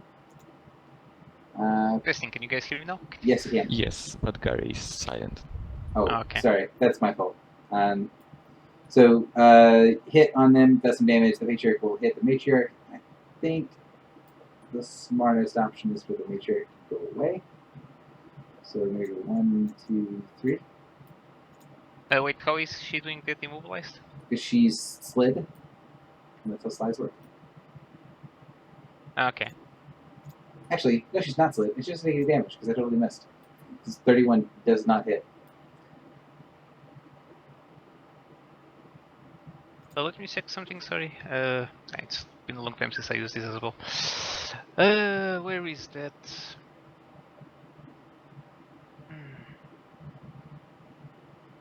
The stance I entered dancing defense. I can make an attack against the patriarch, right? Because I hit her with the minion. Oh no, I already shifted. Never mind. Move along. Alright, if that was all for that, 3, 1, 1, 2, 3. I'm going to use Dark Gathering, actually action point, and use that. If that matters for some bonuses. But I don't think it does. Okay. Hybrid Warlord. Yes, I am not a winner, unfortunately, and thus no one else is either. Okay. 2 hit, 3 hits, looks like. Right. That deals 22 psychic damage, non-lethal, but he's not even bloodied. But non-lethal to them as well, because why not? We can use them as well. Pup is now bloody. Okay. They are all dazed. She's blinded. Sweet Jesus. Stop hitting the pups. End of the round counts at the beginning of your. Once per round stuff refreshes when you start your turn. Okay, gotcha. Thank you. Move along. So they're dazed and blinded about something? Yeah. They are dazed. The matriarch is blinded because she's in the center. Gotcha. Wait, she can't see him, can she? She's blinded? She can see that one. Oh, sad times. Okay. Yeah, okay. And the zone is heavily obscured to enemies, and they have -2 to their first next attack. And I hit with every attack, right? Because I had +6 that I Yes. just forgot to include. So that was that. I think with that, actually, who needs... Oh, I had this thing, but anyway, that's all for me. Althea, you're awake, I think. Microphone activated. Yep. So I'm going to Font of Life, hopefully to avoid taking 10 damage. Okay. You succeed. Yep. I'm going to Face Step Lacings, using 2 charges to teleport to here. Okay. Is this blue zone a real zone? Is this something that matters? Gene, Ron? Yes. Here, Althea. I'm going to move to here. And then I'm just going to, rather than attack. Oh, so that's a standard action move because I teleported. I think the teleport's a move action, right? Face Step Lacings, I believe. It's your item, so. Yeah, I don't know how you're moving while you're immobilized, but yeah. I thought when I left the cage, I'm no longer immobilized. I don't know what you're immobilized from, because there's more than one immobilized. But if that's what you're immobilized from, then yes. You're not The cage immobilized. was restrained, yeah. That was probably the confusion. So you're normal moving there, correct? I am standard action. I did Face Step Lacings, which is a move action. I'm using my standard action to move to there, and I'm using a minor action to Glowering Threat. Okay. When you leave this square, the Behir is gonna smack you. He's dazed? He is dazed. Never mind. Carry on. Okay. I'm going to Glowering Threat, and that's my turn. So they're not marked, so it's just a -5 penalty if it doesn't include me. So they're marked, because since they're marked by Arsirian, I am not overriding. Okay. Okay. Hey, Cool. you're a defender. Patriot. Defending.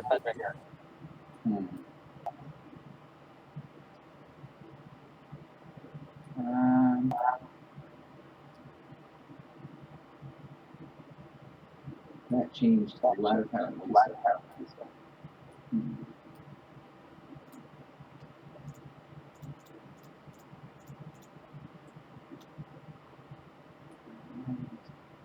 I'm muted. No, I'm sorry.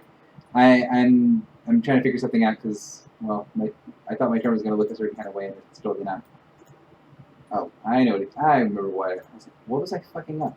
I forgot his elite action.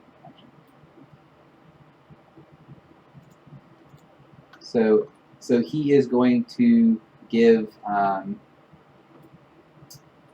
his days to one of his pups. Wow, rude.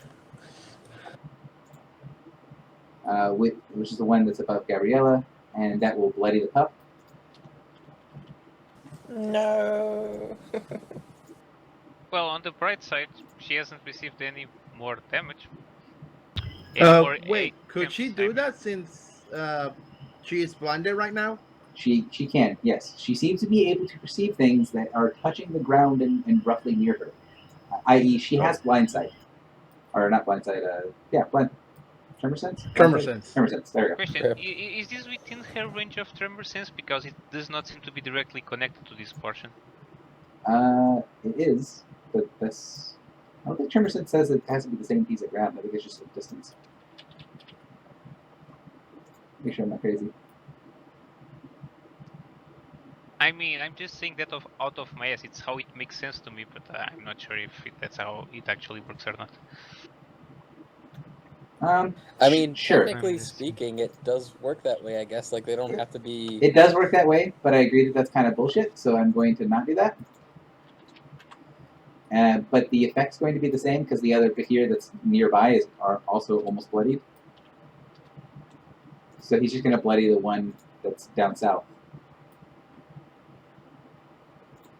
And it's not dazed. So the one that's way over here.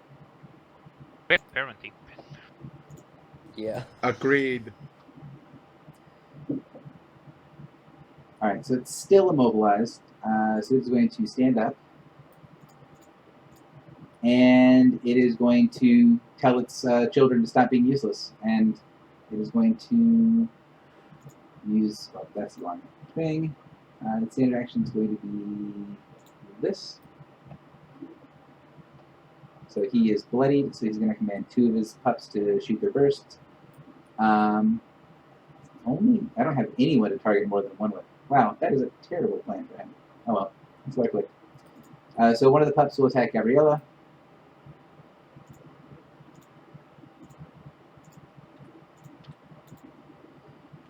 For 26 reflex, which will miss. And Yep. the other pup will attack, let's say Osirian. Yeah, let's do that.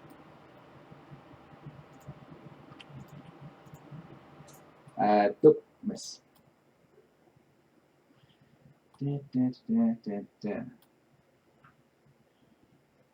So one thing he's got left is his. He will dispel his remaining orb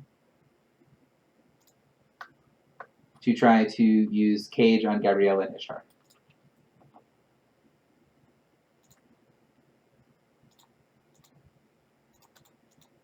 So 37 reflex on Gabriella and 37 reflex on Ishtar. Sorry, should be minus because he did not use. Yes, he would have to AP to do that. So he is going to take. He is violating Marcus Arian, but I think you've already used your thing, so it should be less. It, so yeah. It should be 35.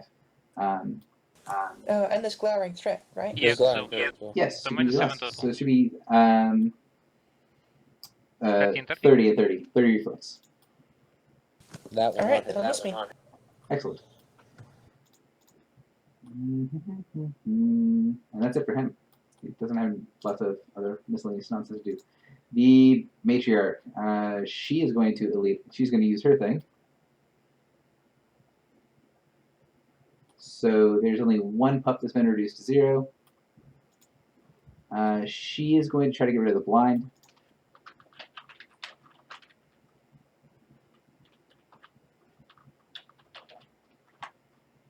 She does not get rid of her blind, so she is still blind. She's taking ongoing 2 damage, correct? Yeah, and vulnerable 12 to it, so it's 12 yeah. damage. So she takes the ongoing damage. She's dazed, prone, all kinds of stuff. She's just got to swing from the ground at horrible penalties, and she's going to swing at Althea, I guess. Or no, she'll rampage and hit. She'll hit Althea with the 2 claws, and then she's going to try to bite Assyrian, so she can hopefully grab somebody. We'll see how that works out. So she's at -4. No, minus 9, right? -7 against Osirian, -4 against Althea? So she's blind, so it's Plus- -5. She's prone, so it's Oh. -2. She's violating Marcus, I mean, -2. So I -9? would love to say she's blind, but she has tremor sense. Oh, this is correct. Yeah. She shouldn't try to. She should have tried to get rid of her daze, but it wouldn't have helped her. So -7 against Osirian, -4 against Althea for the different nonsense. Oh, it's starting the same thing. Never mind. she's including both the mark and the glowering threat, but the glowering threat doesn't care about. Yeah.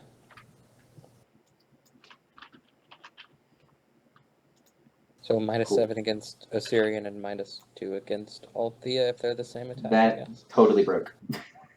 That exploded. Yeah. Imploded on itself.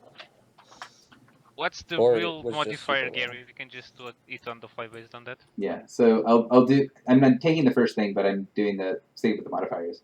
So the modifier should be 26, and she should So be at 21 more +1. than that. So So it should be +27. Excuse me? 27, okay. Total. 27. So so 22 more than we have there. So it's 44 on Althea, then it's 36 on Althea, and there is 38 on me. Is that correct? Yes. 38 will miss me.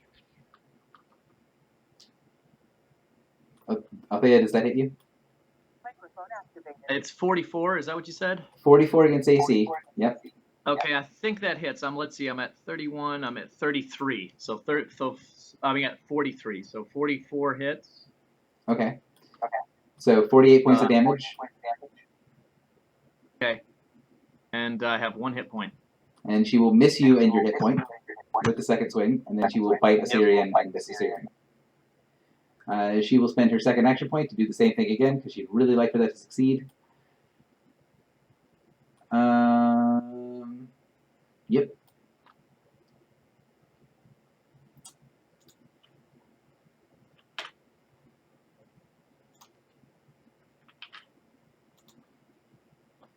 So miss, hit, and then the bite at Assyrian.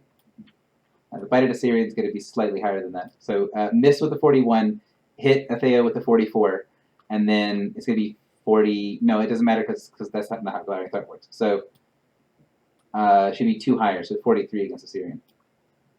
Actually, the first one should have also been 2 higher, so I don't think it mattered though. So how does it work? So I take 50 damage, is that it? 43 against me, right? Yes. Okay, yeah, that hits. Let me see if I'm bloodied by that. Microphone activated. Am I taking 90 or am I taking 47? 47, because I only hit you once, I think.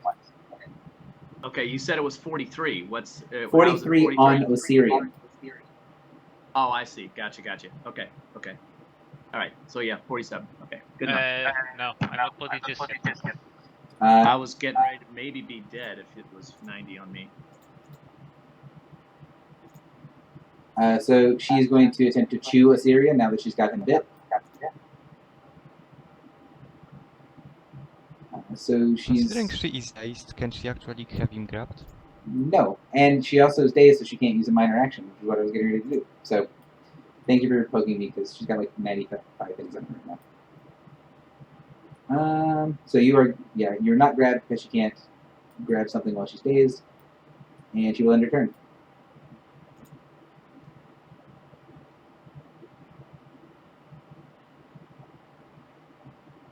So Pup, who is dazed and down here. Yeah, he'll just do his burst on, let's say Assyrian. 38 reflex on Assyrian. I think that's on the dot, but let me double check. Yeah, that just hits. So that's 25 lightning damage. I'll be bloodied by that. I'll react to that. Okay. I'm going to use my Ring of Fury and swing twice at the Blood Mother. Okay.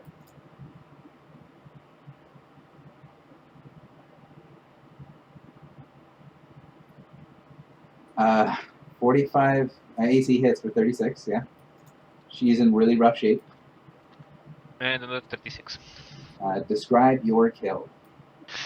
So, the Blood Mother just goes into this frenzy attacking me and Altia, and she even bites me and tries to, shoo on me, but she's a bit dazed off by Kinner's attack, so I take this opportunity to go on top of her, at which point the Behir Pups just throws a lightning bolt on me, and energized by that I just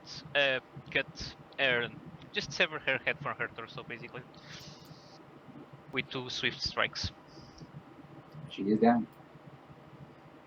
So this pup is going to jump and then crawl around here. Well, yeah, she'll just go to here. I think it was intentionally lethal. But he'll jump across the gap and he'll charges his energies up and then try to give a little bit of a jolt to Gabriella.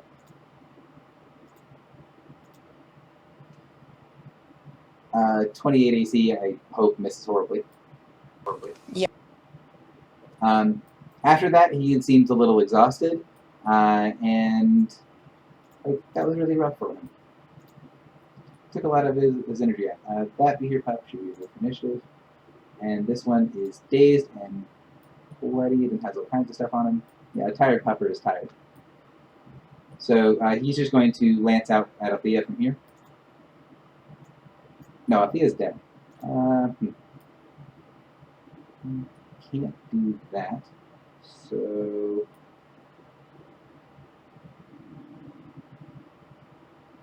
Yeah, it is going to do a bolt over towards Ishtar, because Ishtar seems like he's over there doing nothing. That'd be an accurate assessment. That 28. won't hit the. No. Gabrielle, you're up. Okay, Althea, have some rousing words. And Ishtar, you can have an inspiring word. And then I'm going to Pure Glow. So that will be. Let's see if I can draw it right on the first try.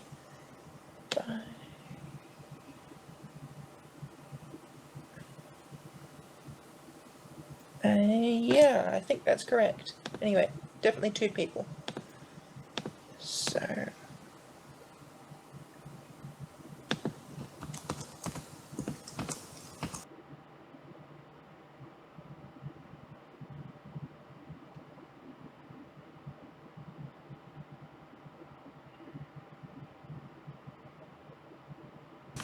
So 45 on the pup and 32 on the patriarch. The 32, I don't believe hits. I'm going to check. Oh, it does, actually. So those are 2 hits. Cool, I'll do my 9 dark reaping damage to the patriarch. So he'll take 41 instead of 32. And yeah, they both take vulnerable 10 and ongoing 2, and my turn is done.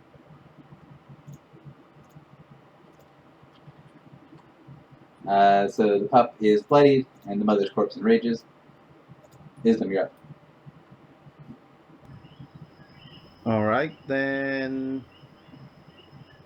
I'm not gonna move as of yet. Can I reach him from here? Pretty sure I can.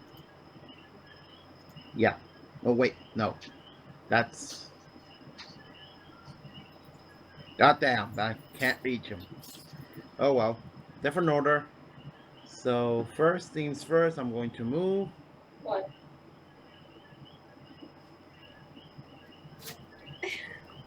To there.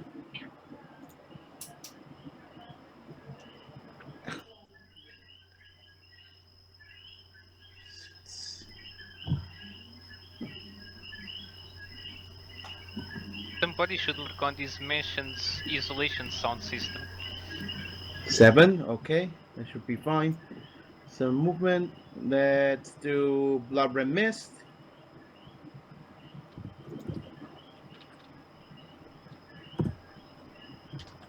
$31 versus Reflex.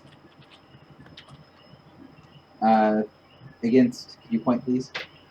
The Patriarch. Okay. 31 versus Reflex, I do not believe is going to connect. It does not. Oh, sorry. Not 31. 33. I keep forgetting myself. Doesn't hit. Neither? Nope. Oh, Jesus. Do I wanna? Nah, it's not worth it. Okay. Well, that went awry. So let's do some healing spirit. Surges on Ishtar, splashes on Althea.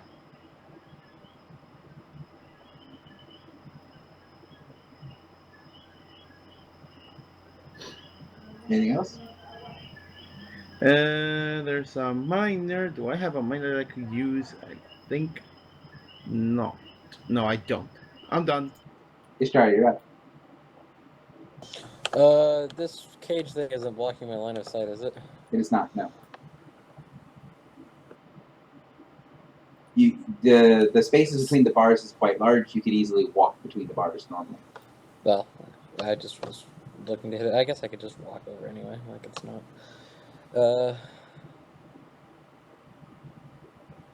I'll go stand over here and just launch. Yeah, there's not really anything interesting left to do. I'll just launch an acid orb at the Patria. Okay.